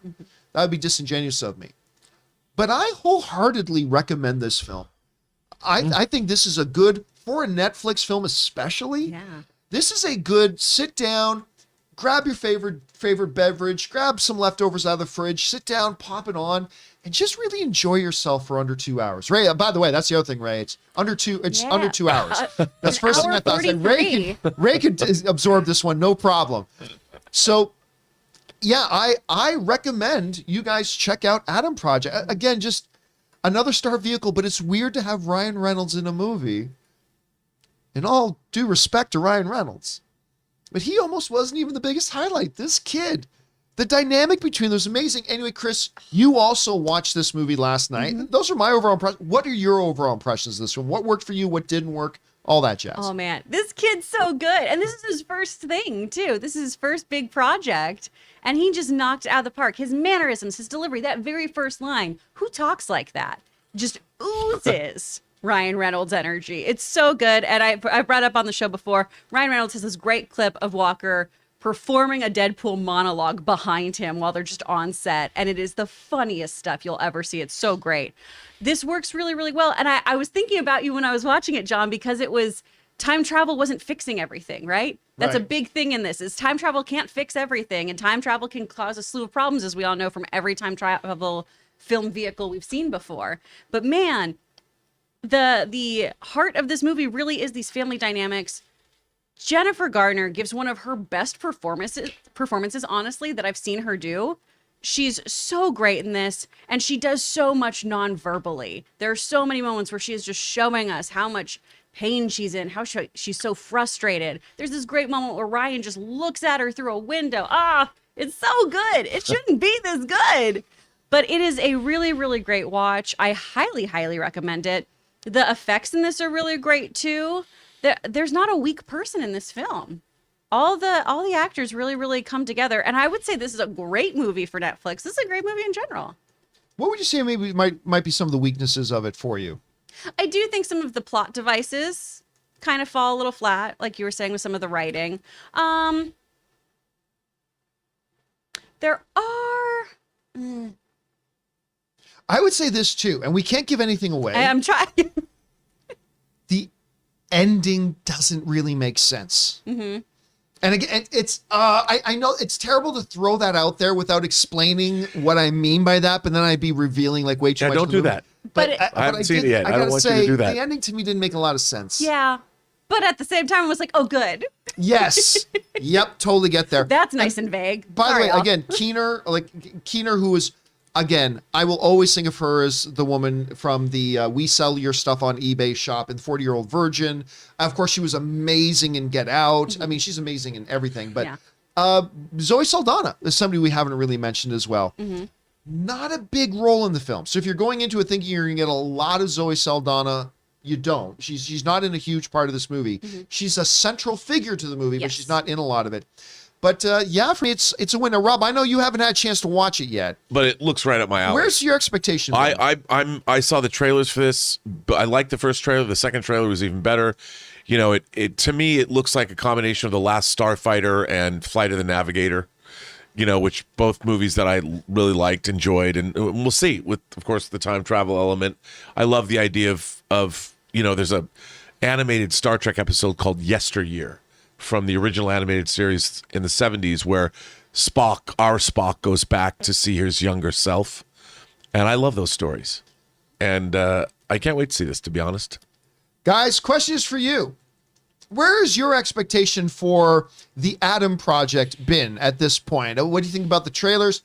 Now that you're seeing the results come in, maybe you saw it already. It is out on Netflix now.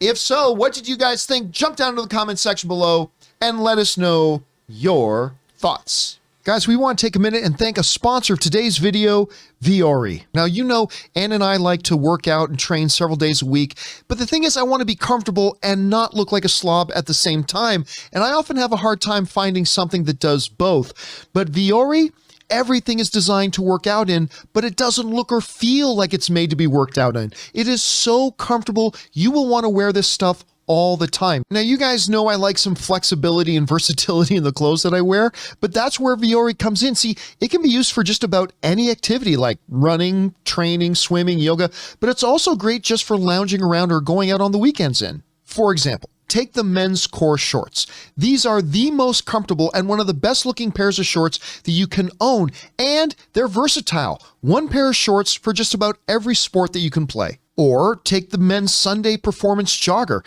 These pants are perfect for lounging around in or going out for a good run. Vuori is an investment in your happiness. For our viewers, they are offering 20% off your very first purchase.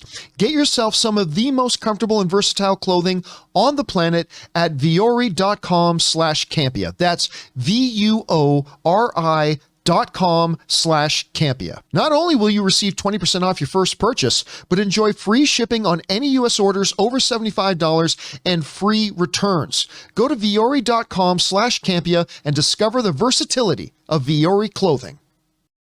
And thank you to the good folks at Vuori for being a sponsor of today's episode of The John Campea Show. All right, guys.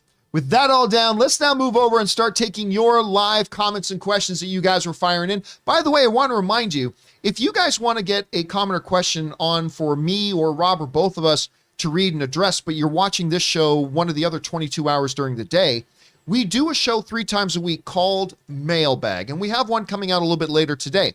So if you'd like to send in a question for Mailbag, simply go down to the description of this video and you'll see a tip link. Click on that there, or enter it in manually at www.streamelements.com/movieblogtv/tip.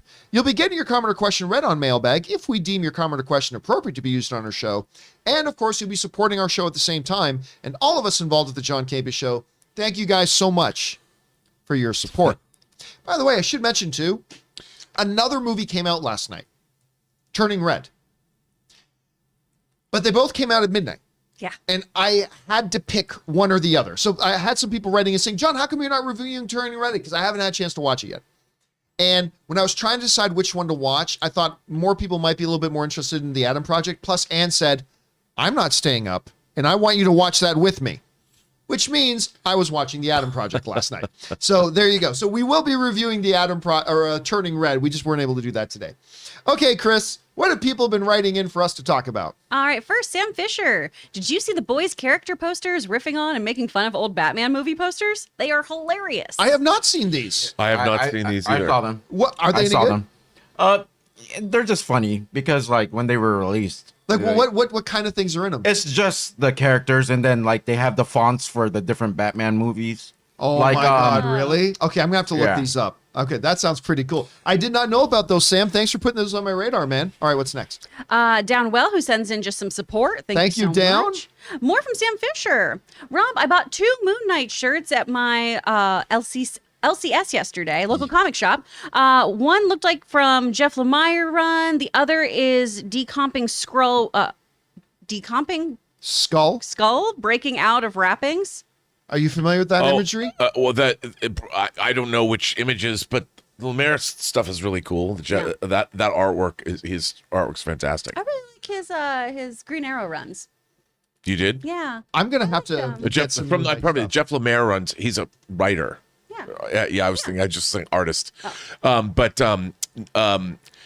I mean, I don't know which images they are because they do images just for shirts, or they can take actual comic book art. So I don't. All I know is I have no Moon Knight merch. You know why?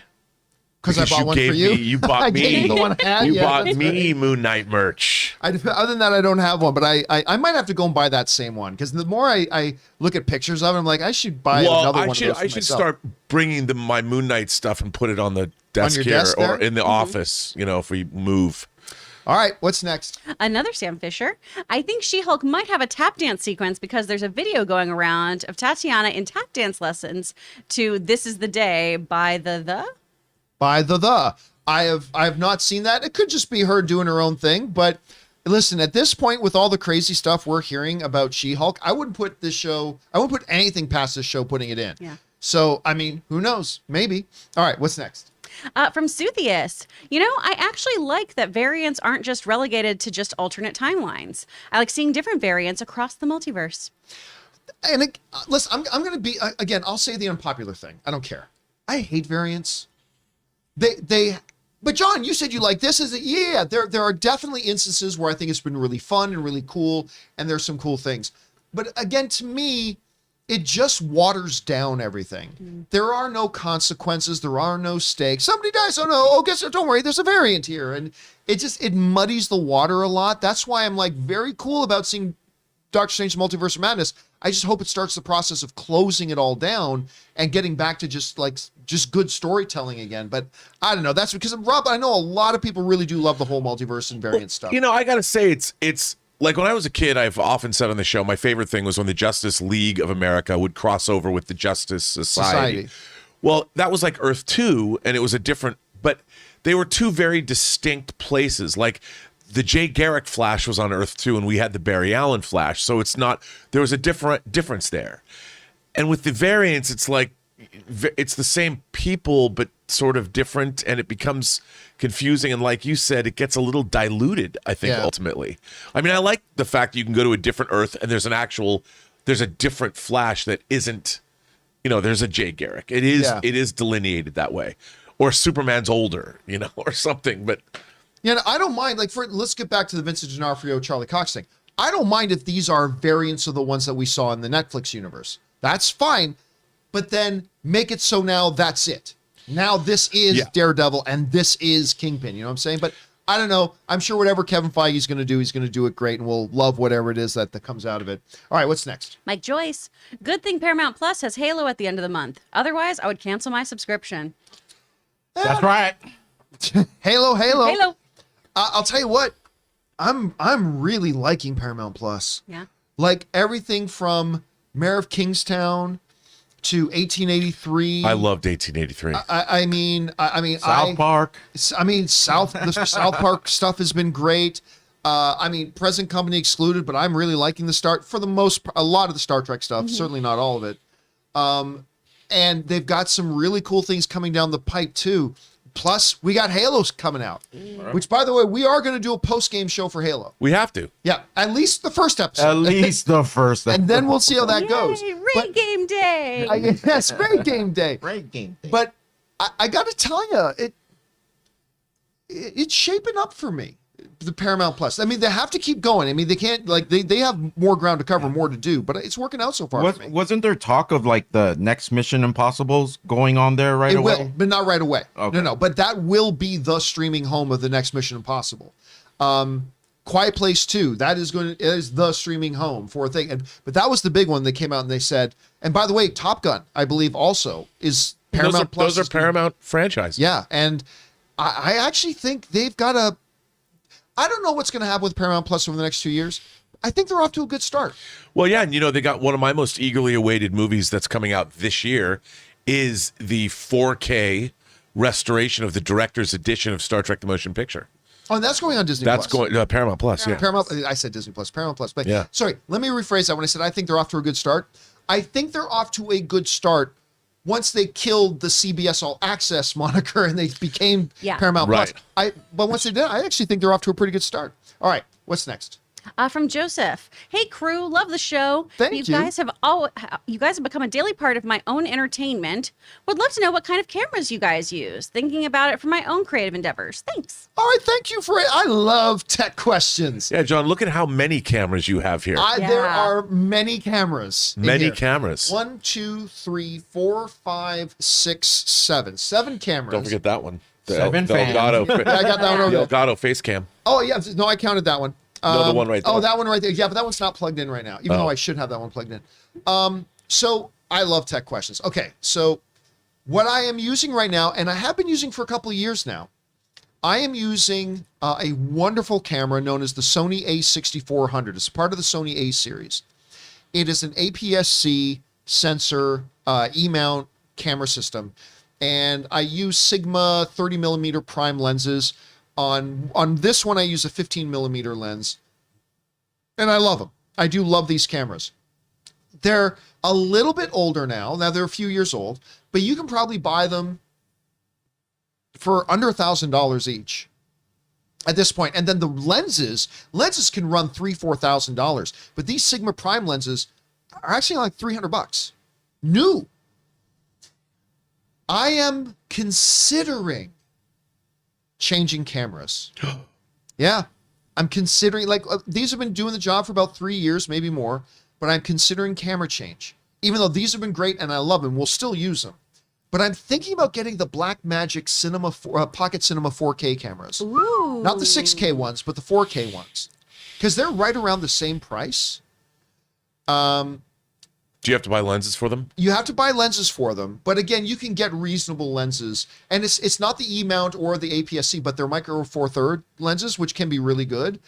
So I'm kind of toying around with that. I was thinking about the Canon C200s, but those are effing expensive. Those are like really expensive, and we used to use those at AMC and Collider, those C200s. But yeah, I'm using a very simple, relatively inexpensive camera known as the Sony A6400. They're just tiny little mirrorless cameras. Check them out. I think you'd be very happy with them if you tried them. All right, what's next? I love tech questions. All right, what's next? Down well. John, can you do the video game cutscenes movie reviews and bring them back, for example, Uncharted 4? Thanks. You know what? I was just thinking about that the other day. Just so you know, I did do Uncharted 4. I started a couple of years ago getting in the habit of doing, you know, if you go on YouTube, you can find these cutscene movies of a lot of the games, and they're not like 30 minutes. They're like anywhere from 8 hours to like 16 hours long. These cutscene movies, like they include, because it isn't just the cutscenes. They also include all the gameplay from the game that tells any story whatsoever, right? And so I've reviewed God of War, I reviewed Last of Us, I reviewed Uncharted. I think I reviewed Red Dead Redemption, those stories. And I did Uncharted 4. But you know what? Like with things like Elden Ring and Ghost of Tsushima coming out, I've started thinking that I might start do those again. The thing is I need time. And maybe once we hire a couple more staff people, which I'm hoping to do soon, I'll have a little bit more time to do stuff like that. So thank you for bringing that up, man. All right, what's next? Pablo Zuniga, just here to support Rob on that Speed Racer is an awesome movie. Yes, it is. Yes, I'm it so is. glad you think so. And it's a great family film, too. It is definitely a family film. Yes, I will say that. It's one you can watch with the whole family. And it has a great Michael Giacchino score. I can't remember the score, but you're probably right if it's Giacchino. All right, what's next? Attack of the Probably Mushi. right. Have any of you guys ever seen Buckaroo Banzai? It's been a long time. We were just talking about that. You know, wherever you go, there you are. Yo-Yo Dyne Propulsion Systems. John Big Boutte. You are, there you are. I like that. All right, what's next? Pal Daz, the devil of Hell's Kitchen, rises from the shadows once again to defend the innocent of a suffering city on day one of a 5-year snapshot. 3-season prequel. Smash or pass? P.S. Daredevil is greater than Batman. No.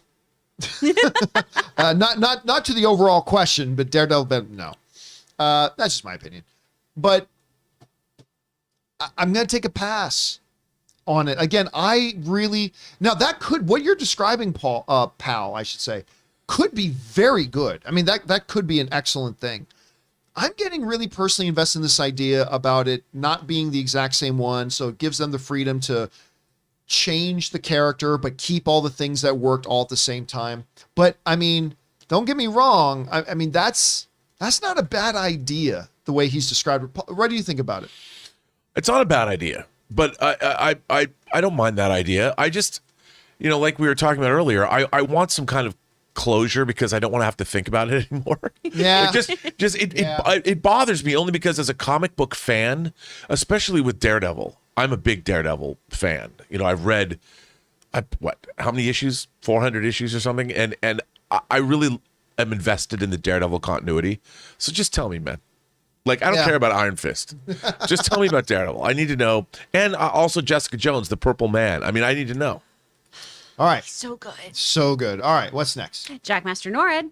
John, I know I'm late, but welcome to the 50 Club. Thank you so much. It's good. It's funny how many people have written to me to say that exact same thing. Thank you very much, man. I appreciate that. Do you guys get smoking jackets? It's the new 30, man. What do you get at 50? Yeah, not much. Not much. Erectile dysfunction? Fortunately, no, nor the back pain my dad said I was going to get. So, Yeah, you know what? I've been able to avoid that stuff so far. I have to say, so far. people said that, that's when people told me that's when things start falling apart. But the only thing that I've really felt in terms of getting older is my eyesight. Having to wear glasses. Other than that, knock on wood, things work pretty well. I got to say about 2 years ago is when, by the way, these aren't real glasses. These are just the filter glasses, just because I have giant monitors in front of me. So my glasses are readers. If I don't wear these glasses when I'm in front of these giant monitors all day, I start to get headaches during the day. But I did notice about 2 years ago, if I'm looking at small text on my phone, I got to do this now. Yeah. Like I can't see it here because it gets a little blurry. Here we are, old men on the internet bitching about aging. That started happening to me about 2 years ago, and I remember I went to the hospital. Well, the doctor, my doctor's office is at the hospital. Went to my eye doctor. I'm like, oh man, I'm concerned. Like a blah blah blah. And if I hold it here, it's like thing. I'm like, what's wrong? Can I get this fixed? He's like, you're over 30, right?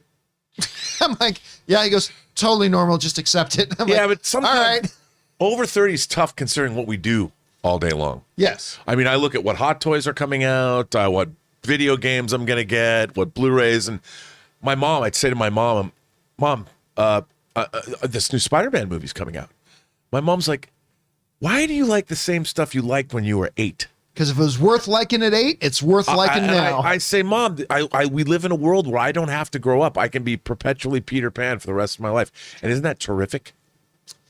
Then my wife, like Anne's eyesight isn't great. And then she got LASIK a couple of years ago. And so I've thought about, because in a couple of years, I'm going to have to start wearing readers. Like when I read stuff, I'm probably going to have to wear readers. I have to wear, yeah. But I'm thinking about maybe getting LASIK. I mean, I don't know. I have to think about that. But so far, so good. Like everything's holding together pretty well. All right, what's next? Right, from Casey Mack, I will probably watch The Adam Project later today after work. I did, however, watch Turning Red this morning and thought it was pretty good. Have you seen Turning Red yet? And what are your thoughts? Yeah, like we were just mentioning, I had to make a choice between Adam Project Turning Red. I am very excited about Turning Red, though. And Ann and I are setting some time aside to go and watch that tonight. I think it looks awesome. And yeah, granted, little bit of bias in there. You know, a little bit of Toronto bias. You think you'll get a Hamilton mention? I think you could probably see Hamilton. Because, Toronto's right on the lake, and on the other side of the lake is Hamilton, and on a clear day, you can see the two cities from each other. So maybe I get a little bit. I mean, I lived in Toronto for a number of years, too. And I went to college in Toronto and stuff like that. Well, I've went to several colleges, but, I love Toronto. It's such a great city, and just seeing it actually featured in a movie like this. Then you got that Kevin Hart movie coming out called The Man from Toronto. By the way, who did they change? Remember, it was going to be Kevin Hart and Jason Statham. And then Jason Statham dropped out, and they replaced him with somebody, but I can't remember who they replaced him with. If you guys in the live chat remember that one, or remember who they replaced Jason Statham with, I would love to know, because I forgot that. But I am looking forward to The Man from Toronto. All right, what's next? From Orlando Orrego, hey, John and crew, I saw West Side Story and thought it was beautiful. My one issue is I can't love someone that killed a family member of mine. Add that to your dating profile. I mean, again, to me, it's important. West Side Story to me was the best movie of the year. I mean, there was a lot of movies I really liked, and I was not even excited about West Side Story, but I came out so profoundly moved by that movie. Like Ann and I were just like rapidly talking about it the whole, and I've been talking about it ever since. So yeah, to me, it's my favorite one of the year. All right, what's next? From Evan, y'all have been talking about Avatar a lot, which makes this guy super happy. Chances we'll see a trailer in front of Doctor Strange 2, Multiverse Bugaloo? I think too far out. I mean, there is a connection there. They're both Disney-owned properties. Yeah. So that's possibility. I think it's probably still a little bit far out. So I'm going to guess no, but I am very, very curious to see that first trailer. Because you guys remember the impact that first Avatar trailer had on people? Like when it came out, like people lost their minds over it. It'll be interesting to see what it does now.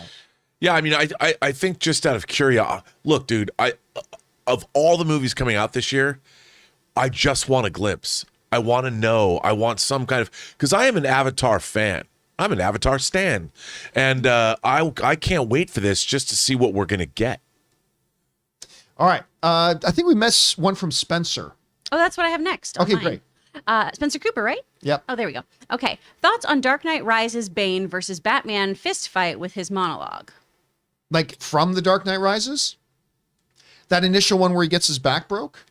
I mean, it's a good scene. You know, it's funny. Rob and I were we were having lunch yesterday. We went out to lunch yesterday and we started talking about The Dark Knight Rises. I'm not a big Dark Knight Rises fan. To be honest, don't get me wrong. I like the movie. I do. I like it. But it is such... There's a lot of... I'm a fan too, but it's sloppy, man. Mm-hmm. Yeah. There's a lot of sloppiness and strange plotting in that movie. Like, you're supposed to believe the cops are underground for 100 days or something, and then Bane takes the time to somehow ship Bruce Wayne to this prison where he grew up, you know, and then how does Bruce Wayne get back? Yeah. Like, where is that prison? Can you drive? Is it by the freeway, or do you have to fly there? You know, I mean, it's such a weird.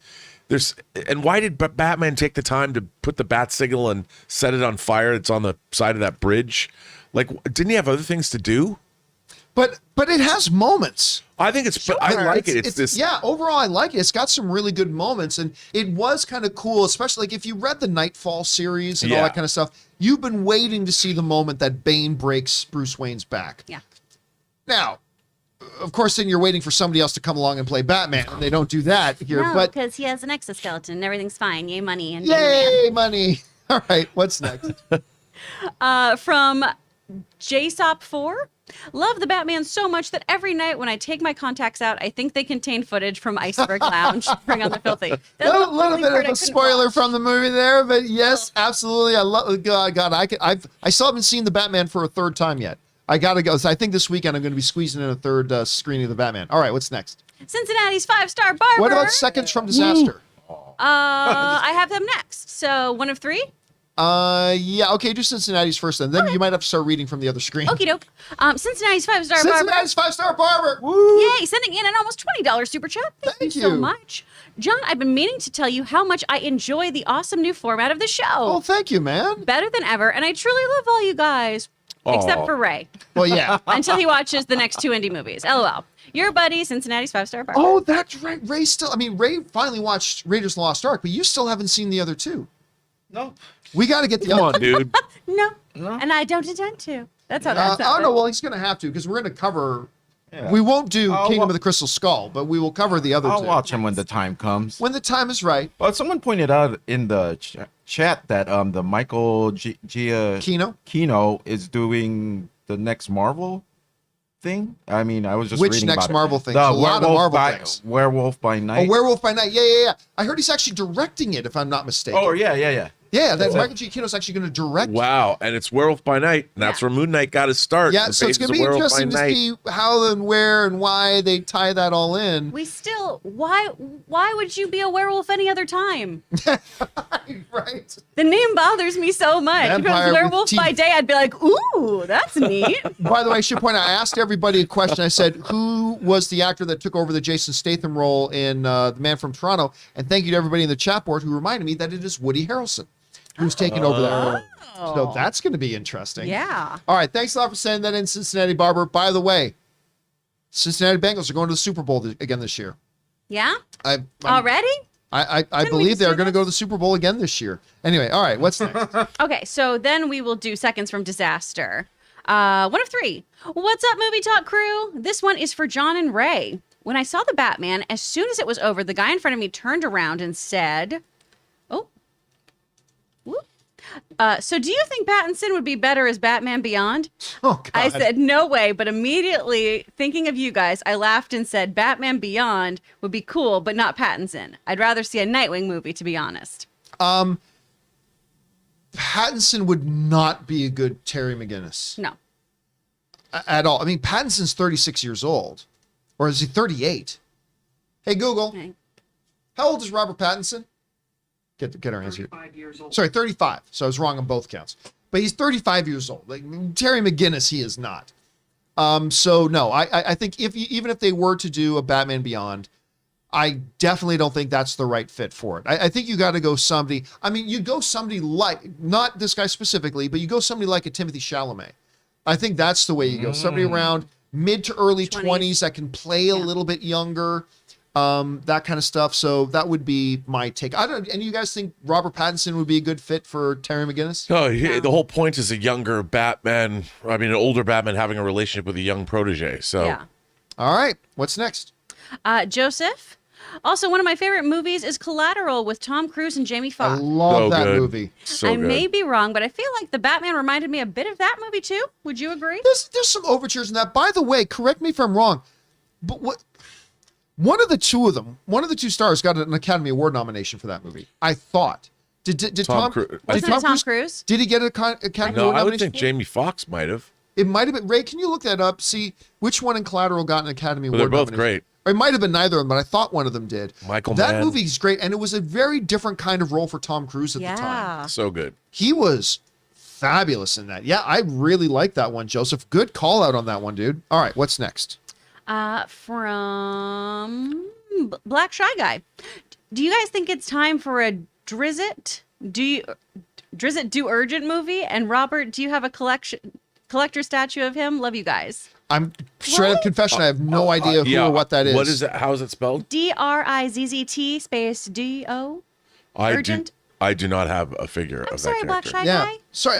It's probably something really obvious right in front of our faces, and we're not acknowledging it. But yeah, I'm sorry. No, but so to answer the question, nope, we don't, and neither does Rob. All right, what's next? All right, from Orlando.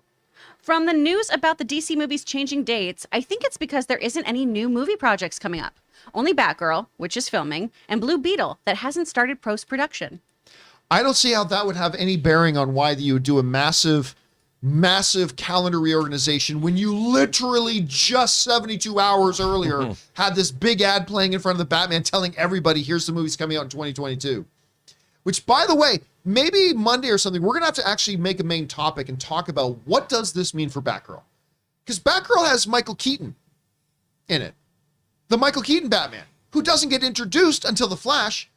So The Flash was supposed to come out before Batgirl, but now Flash has moved to 2023, but Batgirl is still scheduled to come out in 2022. So what does that all mean? Anyway. John, I have looked up Drizzt Do'Urden. Yeah, it's Drizzle Do'Urden. It is that is from Forgotten Realms from the Dungeons and Dragons. Oh, So by the way, a badass character. I know little of Dungeons and Dragons these days. So but I do respect this figure is dope. I mean, there's many cool figures. I don't have him. Someone's saying the Dark Elf books by R.A. Salvatore. He's yeah. that guy's written like 1,000 novels. So I mean, I don't have those figures because I don't collect those figures, but it's a badass figure, badass character design. See, I've played a shit ton of Dungeons and Dragons, but I've never read the Dungeons and Dragons novels or lore or anything. Yeah. I just play the game. By the way, I do always feel like I've let people down if they bring something up that I don't know. well, I mean, always yeah, feel I mean, like because I'm supposed to know everything. Man. but no, see, that's the Ray thing. and I are letting people down left and right. Like, but that's the thing. Like, Trying our best. we could bullshit and pretend like we know what we're talking about, but you gotta, if you're gonna do a show like this, and when something comes up that you just don't know, you just gotta say to the audience straight up, I'll be honest with you, I don't know what that is. You know what I do know? What's that? Jamie Foxx was nominated for Jamie Foxx got nominated for it. Okay, so that would have been before he won his Ray Oscar, I believe. Yes. All right. All right, what's next? All right. From Spencer Cooper, Battinson is my fave Batman, Bale my favorite Bruce. Yeah, it's funny how we do make that distinction, right? Because like, George Clooney was actually not a bad Bruce Wayne. Right.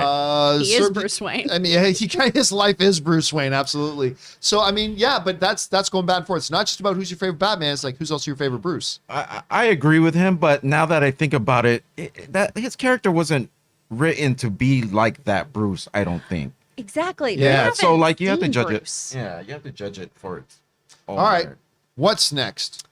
From Down Well again, do you think superhero / big movies are ruining film because some people think they take attention from indies and small studios? Only one indie passion, OC, has mad 1B15 superhero alone. Oh, has made 1 billion. 15 superhero alone over 1 billion. Thanks. Sorry. No. See, and this is the thing. something successful is ruining this. Like, it's just like saying, oh my goodness, the Edmonton Oilers back in the 80s ruined hockey. Why? Because they always won. That didn't ruin hockey, that elevated hockey. Oh, I don't know what team you want to go to. The old Boston Celtics of the Larry Bird era ruined basketball. Why? Because they were so good at it. That's back. So now this whole notion of you have a genre of films that audiences love. Audiences love it. Oh, that's a bad thing. It's a bad thing that audiences love that. Oh, it's a bad thing that they make money at the box office for the industry, paying for all these indie films to get made, and audiences are having a good time. Man, that ruins the film industry. No, it raises the bar. And so, no, I don't think it ruins the film industry at all. I mean, to me, what this kind of suggests is a terrible fighter saying these great fighters ruin UFC. These great fighters ruin MMA because they don't make room for me. It's like, no, it just raises the bar. I don't know, Rob, what do you think about that? Well, it's just we live in a different time. I mean, right now, what has happened with the industry is movies are now being made globally. The studios are making movies that are going to be released around the world. They're spending hundreds of millions of dollars to make them. So the business of movies has totally changed. I do long for the days when a studio would make a Die Hard or a Hunt for Red October or a Basic Instinct or Fatal Attraction. We used to get a lot more different movies, but they cost like $20 million and $30 million. So studios would do that. Now studios are making a $200 million movie and they expect $1 billion return. So by definition, the movies that the studios make don't just have to appeal to the widest number of people. They have to appeal to the widest number of people in every country around the world. And that's why comedies don't get made as much, because a lot of comedy is colloquial and doesn't travel around the world. So it's just a different business. And I think that we, as people, as moviegoers, we have different viewing habits as well. And the fact is, the technology didn't exist to make superhero movies the way they did 30 years ago. So now we're getting these great spectacles like Endgame and Infinity War, which we couldn't have had. And I think the idea of studio spectacle films has always been kind of the same. It's just our culture has changed. But look at all the great indie movies that still get made. A24's horror movies, or what Jason Blum is doing, or there's still a lot of great stuff. And look, we never had streaming shows like we have now. And we're getting these great long-form novelistic approaches to book adaptations that might have normally gone to the big screen we're seeing on streaming. So entertainment has just changed. And look, here's the reality too. It reminds me when I was in college, started dating this girl, and there was this guy who got mad because he was her ex. And he's like, you stole her from me. So and he was blah, your Kanye West. Yes. Or yes, Yeez. he was my Kanye West. I should say. And he's like, oh, you stole her from me. Like, blah, blah. I'm like, dude, you got to understand this. She did not leave you for me. She left you. Space. Then she got together with me. One had nothing to do with the other. There was never a time that little indie films made tons of money all the time. There are some indie films that make money, but a lot of them don't. That's always been the case, pre or post superhero movies. By the way, I just randomly opened the movie release calendar, right? Randomly opened it, picked a month. I said August, right? I just said August. Look what's coming out. Owen Wilson's Secret Headquarters, Joe Coy's Easter Sunday, an untitled WB event film. Don't know what that is still. We've got The Man from Toronto that we were just talking about with Katie Kugo. We got, these are all wide release, by the way. We got Beast with Idris Elba, Fear with Jessica Elaine. We got The Bride coming in wide release as well. We've got Samaritan coming with Sylvester Stallone, which, by the way, superhero movie. That is a superhero movie to a degree, yes. I've been excited about that. They showed us a preview. But it's of an that original CinemaCon. superhero But movie. it's original. Honk for Jesus to Save Your Soul through Gina Hall and Sterling K. Brown. Look at that. I just pulled up a random month. Tons of original, new idea movies. They're out there. There are tons of them. And they're there. Some of these have never made money at the box office and won't under superhero movies. But here's the thing, too. In the whole analogy about, hey, the girl got together with me, she didn't leave you. here's the thing. People are not watching indie films because they saw Doctor Strange. It's like, well, I can't watch that indie film now. I watched Doctor Strange. I'm not allowed to. No, if you make a good movie that looks appealing, that's going to appeal to some people, they'll go watch Doctor Strange and then they'll go watch your movie. It's not causality. So I'm so tired, especially hearing from whiny filmmakers sometimes who are like, well, people didn't see my movie because of that movie. No, fuck you. People didn't go see your movie because they weren't interested in your movie. Had nothing to do with these other movies. And it's really long. And it's, well, yeah, maybe it's really long. Maybe that had something to do with it. Well, and also there, if you look at things like Drive My Car, you know, the Japanese film that's on HBO Max now that is in contention for awards. That's a 3-hour-long Japanese movie about art. You know, essentially. Well, also, you know, two people coming with trying to deal with their histories and their past. I mean, it's a beautiful film. Beautiful movie, but and look at Parasite.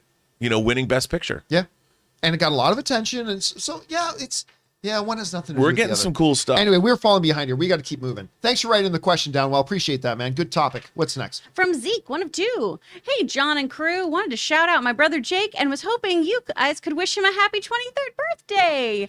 He's a big fan and the reason I listen to you guys on the daily. Thanks and bring on the filthy. Well, Jake, happy birthday to you, my friend. Thank you for turning Zeke onto the show as well. 23 years old. That's a great age. Hey, man, I hope you have a fantastic birthday ahead of you and a fantastic year ahead of you. Have a good one, man. And thanks for sending that in, Zeke. You got a good brother, man. All right, what's next? All right, from Lucas. Going back to yesterday, do y'all think Flash moved back to add more cameos to compete with Multiverse of Madness? Well, I mean, if that's what they did, then they are amongst the stupidest pieces of shit in the world. I mean, they just proved you are morons if that we did. First of all, you need 6 months to shoot cameos? Yeah. Number 2, you think the way you compete with Marvel is just by dropping in cameos? So the answer is, since I do not believe Warner Brothers are the stupidest pieces of shit in the world, no. I don't believe that for a second. If they wanted to shoot more cameos, they could do it this weekend. Mm-hmm. They can make some calls, shoot 4 cameos this weekend, but no, that's not what they do. Unless James Wan is actually shooting the war between the Atlanteans and the Amazons. Well, if they wanted to like change that was in the Flashpoint thing. Oh my God, that's the first thing I thought of when somebody first started mentioning a couple years ago that there could be Flashpoint. My imagination immediately went to Atlantis versus Amazon. Dude, and maybe they're doing that. No. Yeah, probably. By the way, I don't think they are. Yeah, but if they did, it'd be cool. It would be damn cool. All right, what's next? Right from James. The Adam Project was not as good as Free Guy, in my opinion, but enjoyable. It was typical Ryan Reynolds. Quippy dialogue, fun action, and heartwarming. Yeah, see, that's the funny thing. When I hear people say, just typical Ryan Reynolds, what do you mean? Well, quippy, entertaining, funny, heartwarming. So good? So what you're saying, he's good. He's really good. That's what you're saying. Hey, listen, I agree. I don't think the Adam Project is as good as Free Guy. I certainly don't. I thought Free Guy is a much better overall film. Yeah. But for a Netflix film, pretty good. And again, listen, if that's typical Ryan Reynolds, keep giving me more and more typical Ryan Ryan in this day and age, try this as an exercise. Every Ryan Reynolds movie is just a variant. The character he's playing is a variant of Van Wilder.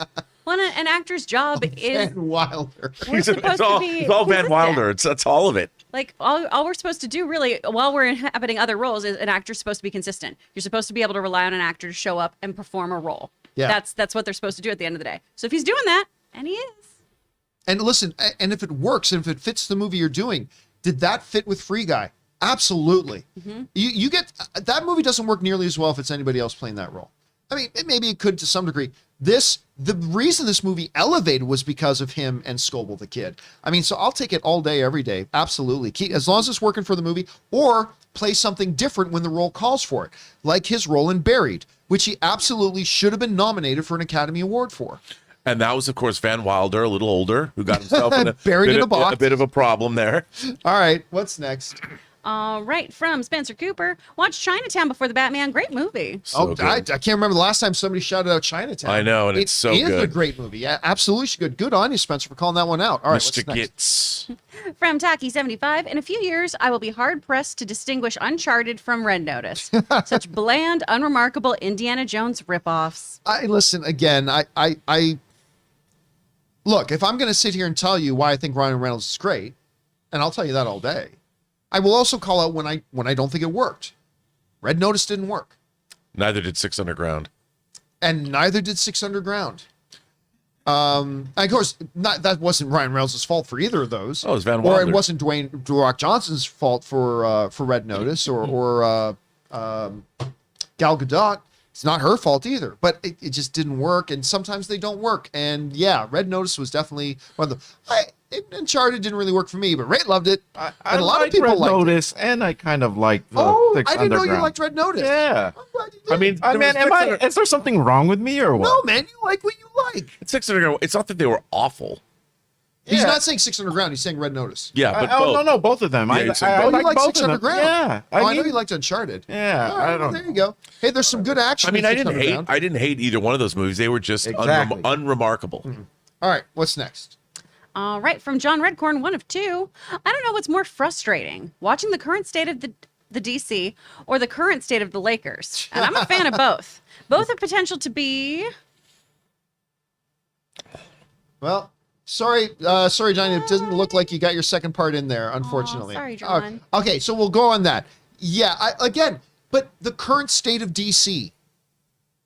72 hours ago, the current state of DC was looking pretty good. Yeah.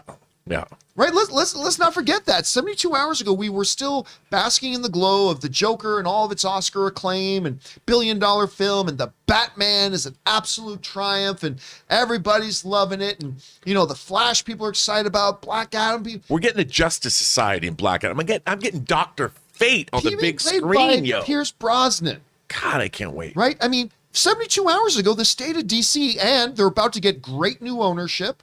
The state of DC 72 hours ago looked great.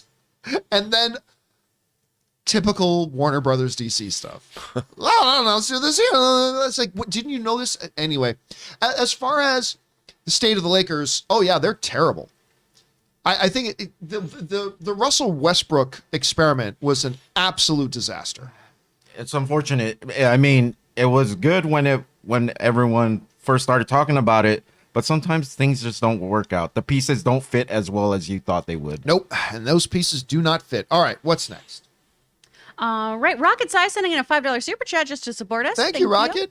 Lucky BX, hi crew. Have you guys watched Bel Air yet? A great show with an awesome spin on the 90s classic. My friend does their storyboards. Oh, I did not know that. Brian Frank. Anne's been watching it. Anne loves it. I've seen 4 or 5 episodes just because, Anne's watching it. So if I'm going to eat and watch TV, I got to do it with her. It's clever. I don't think it's great, but it's definitely really cool, different take on the whole Fresh Prince of Bel-Air. I've always said this too. When you really look at the basic idea of Fresh Prince of Bel-Air, it is drama.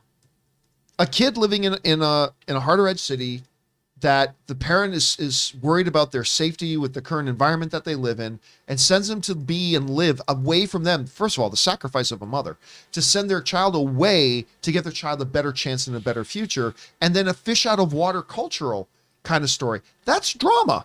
And this is taking kind of a nice approach to it. So they've done a pretty good job. All right, what's next? All right, from Sam Fisher. John, are you actually going to get that Sons of Filthy tattoo? No, I don't do tattoos. I'm not cool enough to pull them off. But if I were to get any tattoo, it would definitely be the Sons of Filthy tattoo. All right, what's next? From Benjamin, love the show. Watching since Benjamin. Man of Steel review. HBO is killing it with their shows. Did you check out new shows? Taika Waititi's pirate comedy, Our Flag Means Death, or Mystery the Tourist? I'm not familiar with The Tourist. Me either.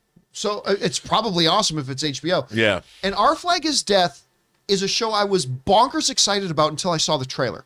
And I did not like the trailer. I love Taika Waititi, so I've not checked anything out yet. Rob, I know you're excited to see this. I can't wait to see it. I first of all, I love pirates. And I thought the second trailer especially cracked me up. So if I start singing, I am the very model of a modern Major General, you know and exactly what I'm information talking about, right? vegetable, animal, and mineral, and Yep. know the kings of England, and I quote the fights historical from Marathon to Waterloo in order categorical. Bum, ba, bum, bum, bum. All right. Anyway, what's by Pirates of Penzance, by the way? For anybody Yes, who's wondering Pirates of about Penzance. that. I played Major General's Yes, family delightful in a tale. production. Did Of the you? Pirates of Penzance. Yes, I did. Very cool. You When call I me was in the the song fifth and dance grade. man. 5th grade, though. I love that. All right. What's next? From Ben. Also, chances of Avatar on Movie Club to get ready for Avatar 2.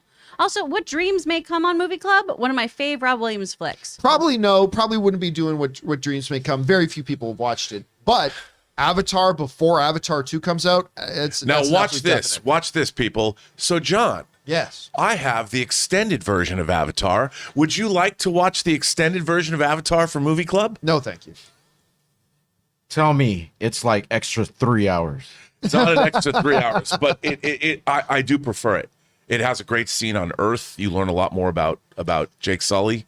But we will be doing Avatar once we get closer to Avatar 2 coming out. Absolutely. All right, what's next? All right, from Ray Gora God Butcher. Yeah, that's me. Love that show. Love the show. Keep up the great work. Thank you, Ray. Appreciate that, man. All right, what's next? My personal troll. Cincinnati's 5-star barber again. And Chris, I promise no more pink sack references by at least me. LOL. Everyone's going to keep doing it. Cincinnati, it's fine. And my name is And I also love that you Chris, do. FYI. Anyway, appreciate you guys more than words can say. Aw. Oh, thank you so much, Chris. Cincinnati. It's always great having you here and writing in. And I know you made Ray's day when you first started writing in because Ray's such a Bengals guy. So that is awesome. Thank you so much for that. And we look forward to many more. All right, what's next? Ben Rayner, do you think Disney prepared for this backlash coming? I'd like to think so. I have no. Oh, are you if you're talking about the family? Oh, yeah. Yeah, you had to. Like, you had to know that, okay, we're going to make this change. Listen, I remember one meeting in particular. It was me, Dennis Zen, and I can't remember who the third. It might have been Amy Rose. I can't remember. But it's when we were literally talking about changing the color of the background on our set. And understanding that as soon as we change that color on our set, there is going to be angry people. Is that and true? You think I'm no, it's absolutely true. And Dennis and I joke about it all the time. Dennis was just over here the other night again watching UFC with me, but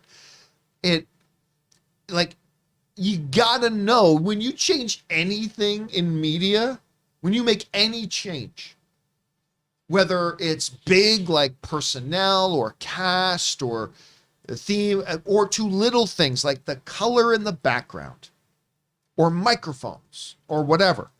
You got to be ready for angry hippos, angry email coming in. And I remember we got flooded with it when we literally changed the color of the background. I don't like it as much. I'm accustomed to seeing it. It's like, you understand when you're doing this, people do not like change. People say they like change. They don't like change. That's just us as human beings. And so, yes, when you're Disney and you're about to put TVMA content on Disney Plus, again, not something I would have done. I would have put it on Hulu. But when you're doing that, you've got to understand, okay, this is what the fallout will be. Are we ready for that degree of fallout? And how are we going to navigate and manage that fallout? And I guarantee you they absolutely had that planned out. Absolutely had it planned. You had to. Absolutely. All right. What's next? All right, from Harry. Love the show. Been following you since AMC and Collider. Thank you, man. This Batman is awesome. Sequel needs Rob's version of the Teenage Mutant Ninja Turtles. This Batman needs to be tested. Bring on the ninjas. Is there not an animated movie? Correct me if I'm wrong. I believe there's a Batman versus the Teenage Mutant Ninja Turtles movie. Mm-hmm. And I think I actually watched some of it. I think it was horrible. But I don't know. Like, did you see the whole thing? I did not. Okay, but yeah, I knew that was out there. Maybe I'd have to check that out at some point again. All right, thanks for sending that in, Harry. All right, what's next? From Evan. Also, chances of... Oh, no, we read this one already. Oh, okay, yeah, there we did. Casey Mack. The Boys on June 3rd, and now, if rumors are true, we could get Ms. Marvel in June as well. Yeah, I've been hearing that. That Ms. Marvel could be coming in June. I'll tell you what, I am very interested in that film. Again, I was there when they announced it at D23 and Kevin Feige was on stage, and they made that announcement. I thought, that is an interesting one. I never would have thought, especially since Kamal Khan is such a new character. You're pretty new. But I know Anne started reading that, Ms. Marvel, the moment they started publishing it, and she was reading it, so she was really excited for it. So But Disney Plus, we got Moon Knight leading into Obi-Wan, leading into Ms. Marvel. So, and they'll probably have something ready to go after that as well. So yep, we got a lot of good TV. We got a lot of stuff to talk about, John. Indeed, we do. All right, what's next? Spencer Cooper, have you seen Taika's film Boy? Didn't that come out in like 2010? I'm not. I'll be honest with you, I'm not familiar with that. I don't know. I haven't seen that film. So I'm gonna have to say Spencer Cooper, no, but good on you for picking that one up. All right, what's next? Late night alum. Chances of Jar Jar Binks appearing in Kenobi. Bring on the filthy. Misa Sith. No. Although I will say, in one of the Star Wars novels, I forget the name of the series, but in one of the Star Wars novels that came out like 5 or 6 years ago, there was a series of novels, and there was a cutaway scene. Was it an Aftermath book? It was one of the No. Was it Aftermath? Yeah, it was Aftermath. There was a cutaway scene really unattached to the rest of the story, and it's where Jar Jar Binks is now, and he's a street performer now, and people hate him because they blamed him for the rise of the Empire, because it was him in the Senate that made the proposal to give the emergency powers to the Chancellor Valorum, who became Emperor, and now everybody hates him, and he lives a lonely life as a street performer who's constantly mocked and made fun of, and you forget for a moment that Jar Jar is a fictitious character who is not real. Well, because this also bleeds into how the actor was treated. Well, I mean, yeah, Ahmed Best was treated terribly, but like, you're reading that, and Jar Jar Binks is one of the worst characters ever put on screen. Yeah. But you're reading that, and you forget for a second that he's not a real person. And suddenly you feel guilty for hating that character so much. Like, the way they wrote that scene, like, you really felt amazing empathy for him. Like, you feel so bad for him. Because despite the fact that he's one of the worst characters in the history of cinema, he's a good like Jar Jar is a good person. He's good, he's kind, he's nice. And to see where his life ends up is really sad. Like, really, really sad. Anyway. All right, what's next? That was really depressing. Ryan, hi, John and Rob. My dad started to watch Star Trek Picard before Next Generation. Is that okay or not? No. I said it's not, but he didn't listen. I mean, okay. If you are planning on watching Star Trek Next Generation and Picard, then you definitely have to start with Star Trek Next Generation.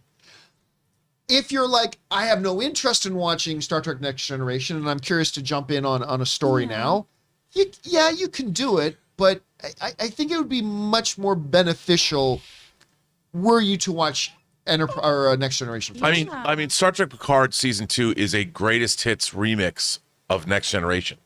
It has the Borg, it has Q, it has alternate timelines, it has the Stargazer. If you had no context, I guess all that would be new, but you wouldn't have the context of what that is in the first place. Yeah, I agree. Yeah, so I would look. Is it an absolute necessity that they have to? No, but I think it'd be very beneficial if you started with that. All right, what's next? From Casey Mack, May and June will be very busy when it comes to streaming shows. You got Obi-Wan Kenobi on May 25th, Stranger Things Part 1 on May 27th. Oh, is that when Stranger Things debuts? Wow. Woo, we got so much. Now we got coming. Ozark Part 2 of Season 4. Yeah, and I haven't been watching Ozark. We're going to but have to watch so much TV. There's a lot of good stuff out there, which is part of the reason why we need some more staff, I think. All right, what's next? To watch for us?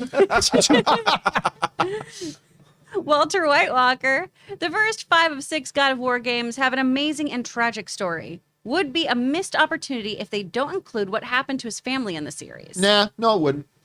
I mean, you're right. The backstory of Kratos, especially like the start with his family, how he became what he was, and yes, that is all interesting. But who cares? I mean, look, there could be great backstory about listen, you could say there was great, fascinating backstory to Indiana Jones before the events of Raiders of the Lost Ark. Was it a missed opportunity not to go back there? No, Raiders of the Lost Ark was a great place to jump in. And while I think you would have to do some flashback and give some backstory a little bit. Don't you have to deal with the Greek gods and Ares and all that stuff? No, not at all. But isn't that integral to the whole God of War? You just have to reveal it in the show moving forward. But if you're a good storyteller, you can give that information without having to jump in. I think if you're a poor storyteller, if you can't do it. But that first game was so good. I'm not saying it wasn't.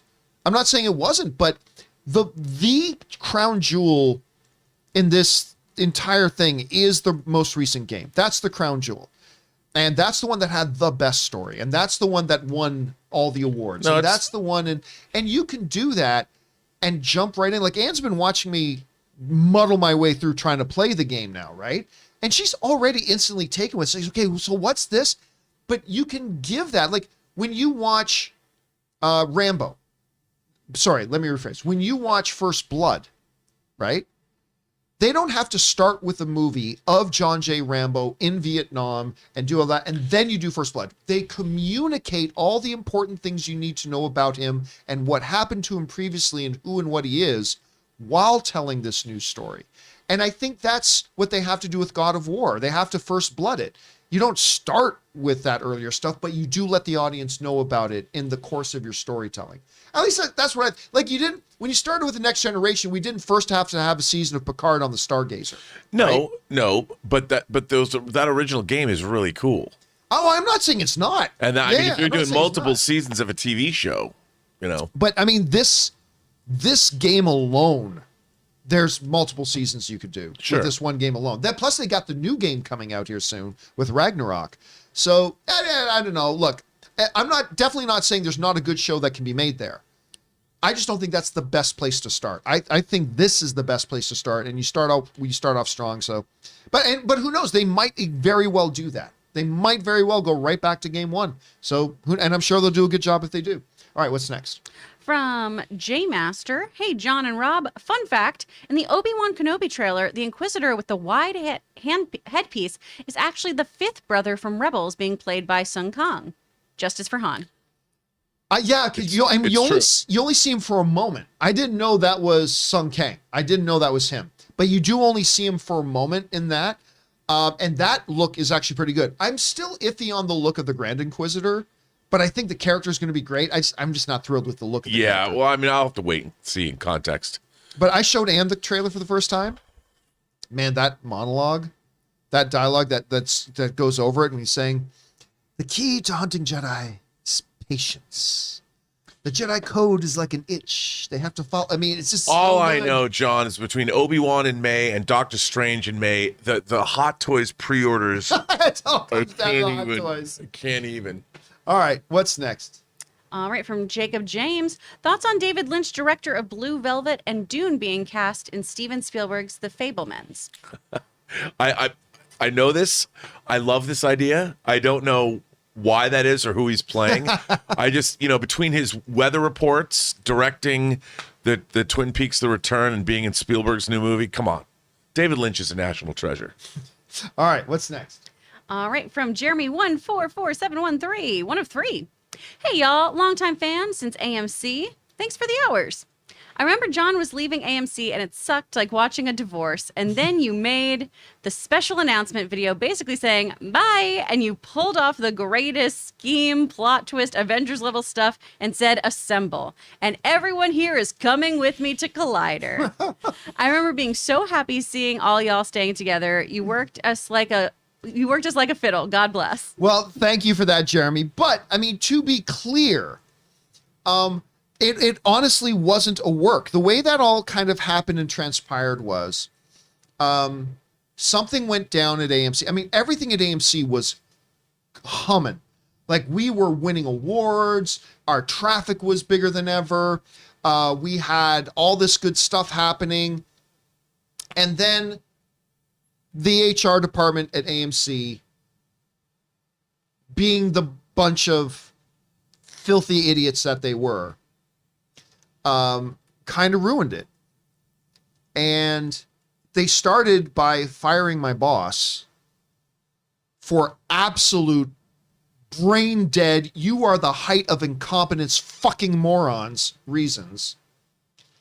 And then it just went from there. And I talked to the CEO of the company. I talked to our vice president. And I said, I'm done. I cannot stay in this company. There's a lot of people there I loved. I loved the CEO at the time, and I loved my vice president. I did. But I said, I cannot stay here. And I will not stay here. And so I submitted my resignation, but I gave them a full month. I gave them a full month's notice because I didn't want to leave them high and dry. So I gave them a 1 month's notice. And during that month, that is when I started to consider what was I going to do next? What were my options? And I fielded a lot of offers, and I picked one. I picked an offer. And then I got contacted by somebody over at Collider and Complex, because Collider, the website, had just been purchased by Complex, the big company. And they got a hold of me and they said, well, you know, what are you going to do? And I said, I think I've decided that I'm doing this. I was going to accept this one other offer. And they said, before you do anything, talk to the people at Complex, because they just bought Collider. Talk to them. So I said, all right. So I went and talked to the people at Complex. I talked to their chief financial officer at Complex, and they gave me a great pitch to start a movie news video thing for Complex's Collider. I'm like, all right, you know what? I think, all right, they sold me on it. I'm like, great.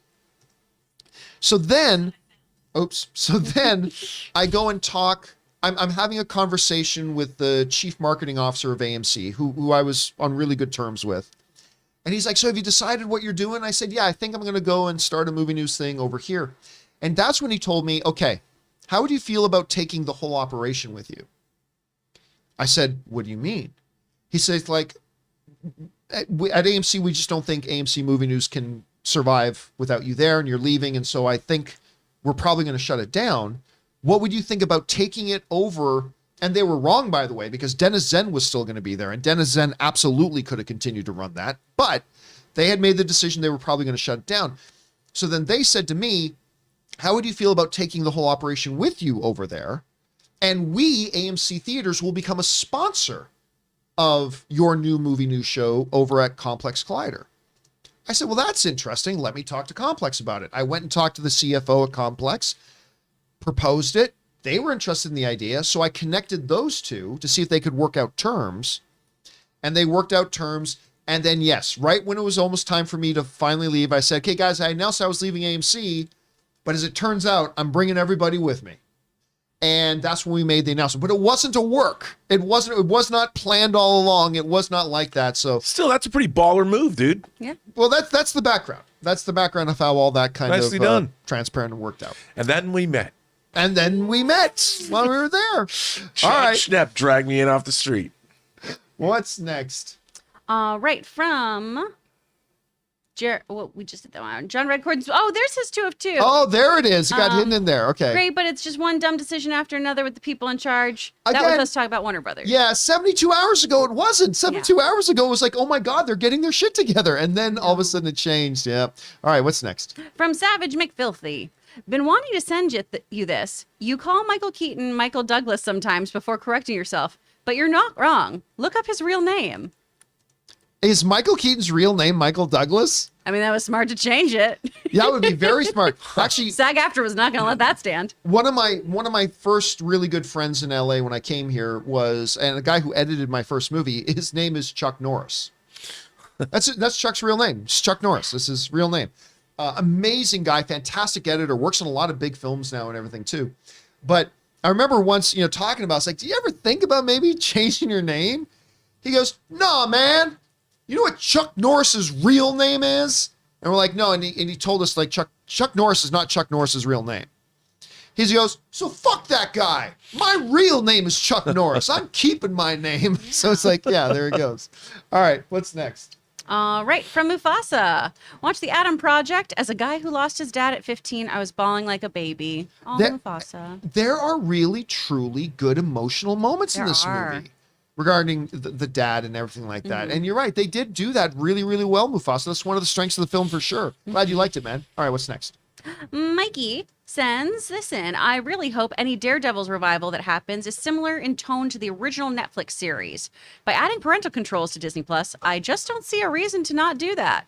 Would be a shot missed. No, I think you can absolutely do Daredevil and do it hard, gritty, PG-13. Look, the Batman just proved that. The Batman just proved you can still be dark and gritty and violent, but still be within the realm of what PG-13 is and not TVMA. And so I think you and I differ on this, Rob, because I think that if they do a new Daredevil series, I don't think it'll be behind the parental control wall. I think they'll do it because look at Moon Knight. Look at Moon Knight, right? They said Moon Knight's, Kevin Feige himself said it's brutal, but it's not going to be, at least we don't think it is. Yeah. All right. What's next? All right. From Pirastros. I think it's Blake. Oh, Blake. When's the Jaws movie club? Loving that show. I think Jaws will be. I brought that up to you. Yep. Yeah. Jaws, I think at some point will be it. I don't know when, but Jaws will absolutely be a movie club. We'll have to do another poll. I think that poll worked well. Yeah. And by the way, when I mentioned that the next movie we're going to do in movie club is Django Unchained, it's because we put up a poll for only like 5 minutes, but we put up a poll on my Twitter.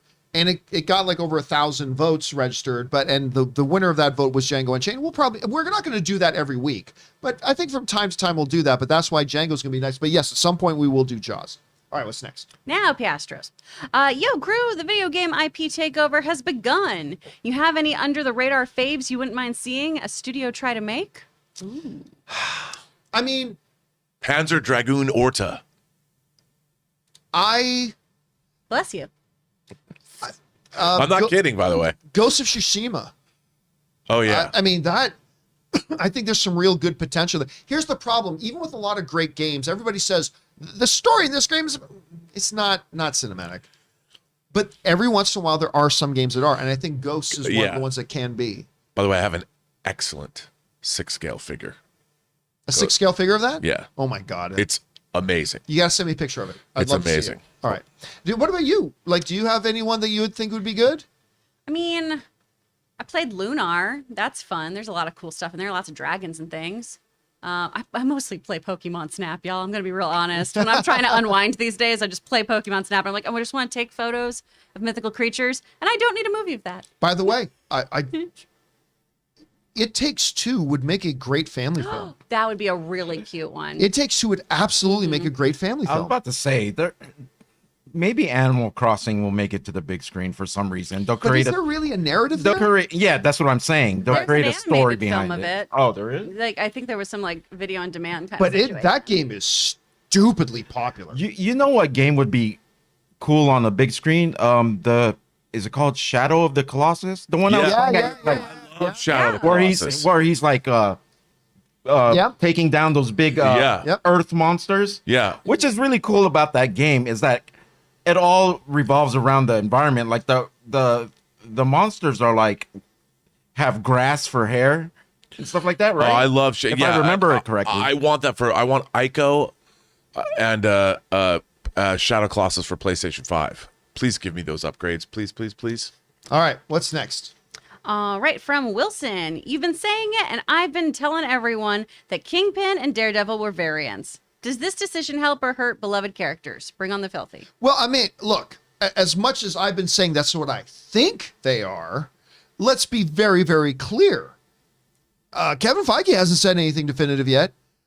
Now, yes, I do believe that Charlie Cox's recent statements kind of lend more to the idea that they are different versions of the character, very, very similar, yet different. But I don't think that hurts. If that is the way they go, I don't think that hurts anything at all. If anything, it's a best of both worlds. You bring over the things that work great and you change the things that didn't work great. You say, yeah, here's Feige, whatever, but we haven't met Iron Fist yet. Now Zac Efron is Iron Fist. Or maybe Matt Murdock's just a lawyer. And that's all he'll ever be. But when you watch Spider-Man, I mean, I don't know if he's just a lawyer, but maybe he's a really good lawyer. Yeah, because I'm a really good lawyer. I don't know, but listen, it's possible at this point he hasn't taken on the Daredevil moniker yet. Maybe he's still steeling himself and readying for the mission. I mean, I don't know. All right. Thanks a lot for writing that in, Wilson. What's next? All right. From Mark Netto. Saw the Adam Project and Picard 2 this morning. Thought the Adam Project was good. Picard was interesting. I haven't seen the second episode yet. I know I quite enjoyed the first episode, Same. like quite a bit. You did too? I did. I mean, I thought it was quite good, but first episode, not terribly hard to make a first episode look interesting. The proof is in the pudding. The rubber meets the road when you start to see the story unfold. So then we'll see where we go with that. All right, what's next? All right. From Michael Johnston. Hey, John and crew, I've been binging every single Twilight Zone series and wondered what your thoughts are overall. Nothing beats the original for me, but the 80s series had its episodes. Ooh. Straight up, I never watched the 80s series. Dude, I'm a huge fan, at least of the first 2 seasons of the 80s Twilight Zone. There are some amazing episodes. Nightcrawlers, directed by Exorcist director William Friedkin. There's so many good episodes. A Message from Charity. So many good ones. But I'll tell you what, some of the, and now, even The Shadow Man, directed by Joe Dante. the original series was a little hit and miss. But there are some episodes, like we talk a lot about the Taki Tina episode. Oh, That still freaks me the hell out. That Taki Tina episode still freaks me the hell Yeah, out. I mean, the two biggest influences in my entire life are the original Star Trek and the original Twilight Zone. Really? Those are, when I was a kid, that's all I ever wanted to watch. That and also The Outer Limits. I didn't care about kid shows at all. But the 80s revival of the Twilight Zone is actually quite good. And then Michael Straczynski, who created Babylon 5, took over on the third season because they rounded out their syndication package. But what was really great about the 80s Twilight Zone is, like the original, they adapted a lot of horror writers and previously existing stories. And there's some really, really good episodes. The only problem with the mid-80s Twilight Zone is they did all the post-production on video. They shot the episodes on film. So there's a lot of really cheesy video toaster effects that are incredibly dated. All right. What's next? all right, Orange Hand. My kid saw you in Django, Samuel L. Jackson, and now she won't stop saying the N-word. You took your kid to see Django? I think I heard that story before. Yeah, that's the first question. Like, wait a minute, you took your kid to see Django? I think I remember hearing that story before. That is classic Samuel L. Jackson. By the way, he's got that new movie coming out called The Final Days of Ptolemy Gray? Is that his name? On Apple maybe, TV? yeah, the name of the character. Yeah. The Final Days of which I saw the trailer. I was like, oh, crap, that looks really good. Yeah. I love Samuel Jackson. Oh, he's great. Ever since I saw him in The Long Kiss Goodnight. Yeah, he Like, was great in that. And then, of course, he's the Hold On to Your Butts guy in Jurassic Park. You know, it's funny, when I first watched The Protege, I was like, you killed him? Like, I know. Don't give too much away. yeah, but I couldn't believe it. And then, of course, okay. All right, what's next? All right. From Raymond Verada, please talk more about Star Trek, even if it's just the classic Trek or TNG era. I feel this is just a Star Wars only show, like Marvel versus DC fans. How often do we actually talk about Star Wars here? Like, honestly, like the Obi-Wan trailer drops and we talk about. I agree with Raymond. When there's stuff. Look, Yeah. here's the thing though. You're scared of me talking about Star Trek. Face it. Come on, admit it. Well, I'm just tired of hearing you talk about Star Trek. To be honest. Every morning. No. Like when Next Generation topics are up, then I could sit down with a bowl of popcorn and listen to you talk about classic Star Trek forever. But I mean, that's the thing though. Like the John Campea show is a current events thing. It's like, Right. If there is news about Next Generation, we will talk about it. If there is news about the classic series, we will talk about it. However, we now have Movie Club that is meant to be talking about older things, and we are going to be introducing some other things as well that will bring up some opportunities for that. But on the John Campea show, there actually has to be a topic that comes up for us to But talk interestingly enough, for the first time, there are 2 live-action Star Trek shows airing now. Picard and the end of season 4 Discovery. And then we've got Strange New Worlds, which I finally watched the trailer for last night. I have high hopes. I thought it looked great. Yeah, unfortunately, Anson Mount Akiva with the Goldsman's writing it again. beard But and- yeah, I mean, look, it looks. I hope it's good, and they say it's a return to episodic, like the original series. Right. I hope it's good. It looked good, so I don't know. We'll see. All right, what's next? All right, from Steve. Django is an incredible movie. I love how Leo kept acting after he cut himself. I heard it wasn't part of the original plan. Bring on the filth. That is one of the coolest stories that came out of that. That whole scene with his hand cut, that was all ad-libbed. He accidentally cut his hand and just kept going. And Tarantino had the senses about him, just keep this rolling. Don't stop. Just keep this rolling. And I'm sure we'll talk a little bit more about that. Was it Calvin Candy? Is that his name? Yeah. He's so good in that movie. What's the line again?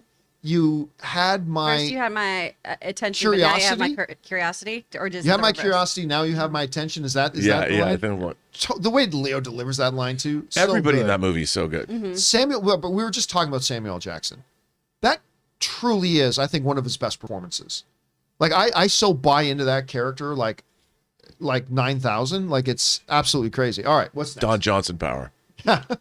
Right, from MP. One of 2. John, cast Idris Elba. Don't let me stop the Broccoli's. But I'll say, if James Bond's born of a Scotsman and Swiss mother from the early 1900s in Skyfall, That's one pale-looking human. Just saying. Might be the most inherently white character. I mean, it all depends on what you say his parental background is, Yeah. which is, quite frankly, completely irrelevant to who Bond is. I mean, yeah, it's interesting in this Bond, his parents are this. It is not an important distinction to say his parents are somebody else. I mean, that's not an important thing. So, yeah, look, again, with James Bond, there are characters that this is not true of. There are many characters that this is not true, but James Bond, the color of his skin is completely irrelevant to the core DNA of who and what James Bond is. It's not important. So if you change that, go for it. However, I will say, and this is not true of many other characters, for lack of a better term, the maleness of James Bond is on a DNA level a core part of who and what that character is more than most. So I would say absolutely James Bond can be played by any ethnicity. It doesn't matter. I think you can absolutely have female super spy movies, but I do not think you can have a Jane Bond movie. No. And You can have- apparently Barbara yeah. Broccoli feels that way as well. You What can are you have gonna a 006 moniker. Yes. And I think that's the difference here. I mean, I would watch the protege. I wish they'd make a series of films about her. Oh, yeah. Oh my God. I so enjoyed the And Martin Protégé. Campbell, who directed both GoldenEye and Casino Royale, directed that. Although I will say, speaking of, a lot of good films have weak endings. I thought the ending of Protege was terrible. The thing up in the window and like that whole thing, that was just a dumb ending. But I still really like. You mean that's the very end? Yeah. I thought the way they wrapped up that movie. That I was like, what? What? That was Yeah. very unsatisfying. I totally agree. But for the movie, a very satisfying movie. a very satisfying movie. I really liked the protege a lot. All right, what's next? All right, from Walter White Walker again. There can easily be 3 or 4 seasons before the events of the 2018 game. Talking about God of War. Sure, but that's true of anything. There could easily be 3 or 4 seasons before the actual first episode of Star Trek: The Next Generation. There could easily be 3 or 4 seasons of anything. Just because you could do that doesn't mean it's the right thing to do. I think that you just pick up right with the 2018 games. You're absolutely right, Walter. No doubt, you could. But that's not the smart thing to do. I just don't think that would be the smart thing to do. I'm still back about cooking meth for the Night's King. Jeez. All right, what's next? Walter White Walker. I know. What's next? Brian O'Neill Singleton. Hydra had targeted Mark Spector in California. Winter Soldier. Did they know he would be Moon Knight You mean or Captain America? Captain America, Winter Soldier. Did they know he would be Moon Knight? Bring on the filthy. Was Shut up, Ray. Mark Spector one of the names mentioned by the Hydra agent? I don't know. Because I remember he starts running through names, and one of them is Stephen Strange, which was really weird because there was no Stephen Strange yet. But I can't remember. Was Mark Spector one of the names? That I don't they remember. referenced? I don't remember that It might either. have been. It might have been on a sheet or If something. he did, that's a really great I call love on that. that, Brian. I'll have to go back and check that out. All right, what's next? All right, from Matt. Update on the movie club meeting you and Rob had? Well, yes, we can tell you that the next one is going to be Django Unchained, and then we have decided probably for the next couple of months, but we will tell you about those ones a little bit later. All right, what's next? Jabin Carter. Movie mashups Eternal Sunshine of the Spotless Megamind. Oh, geez. Remember the Pretty Attack on Titans? I've heard that one before. Teenage Mutant Ninja Eternals. Oh, God. I like that. The That would long. be a dope movie, actually. I'd watch it. Yeah. I'd watch it. Oh, I need the Oh, thingy, yes. John. Sorry. The Long Kiss Kiss Bang Bang Goodnight. City of the Edge of Tomorrowland. Oh, actually, that's kind of a clever one. City on the Edge of Tomorrowland. I like that one. All right, guys. But you're mixing TV with movies. Yeah. Just saying. And that'll do it for this installment of the John Campea Show. Thank you so much, guys, for being here and making this show part of your day. Don't forget to subscribe and click on the like button. That helps the videos a lot. And thank you to everyone who sent in live comments and questions. Number one, because you gave us great fun things to talk about. But number two, you supported this channel as you did it. And all of us involved with the John Campea Show, thank you guys so very much for that support. I want to thank everybody in the room here with me going around. We got Robert Meyer Burnett, we got Ray Ora, we got Chris Carr, we got myself, John Campea. That'll do it for us, guys. And until next time, my friends, bye-bye.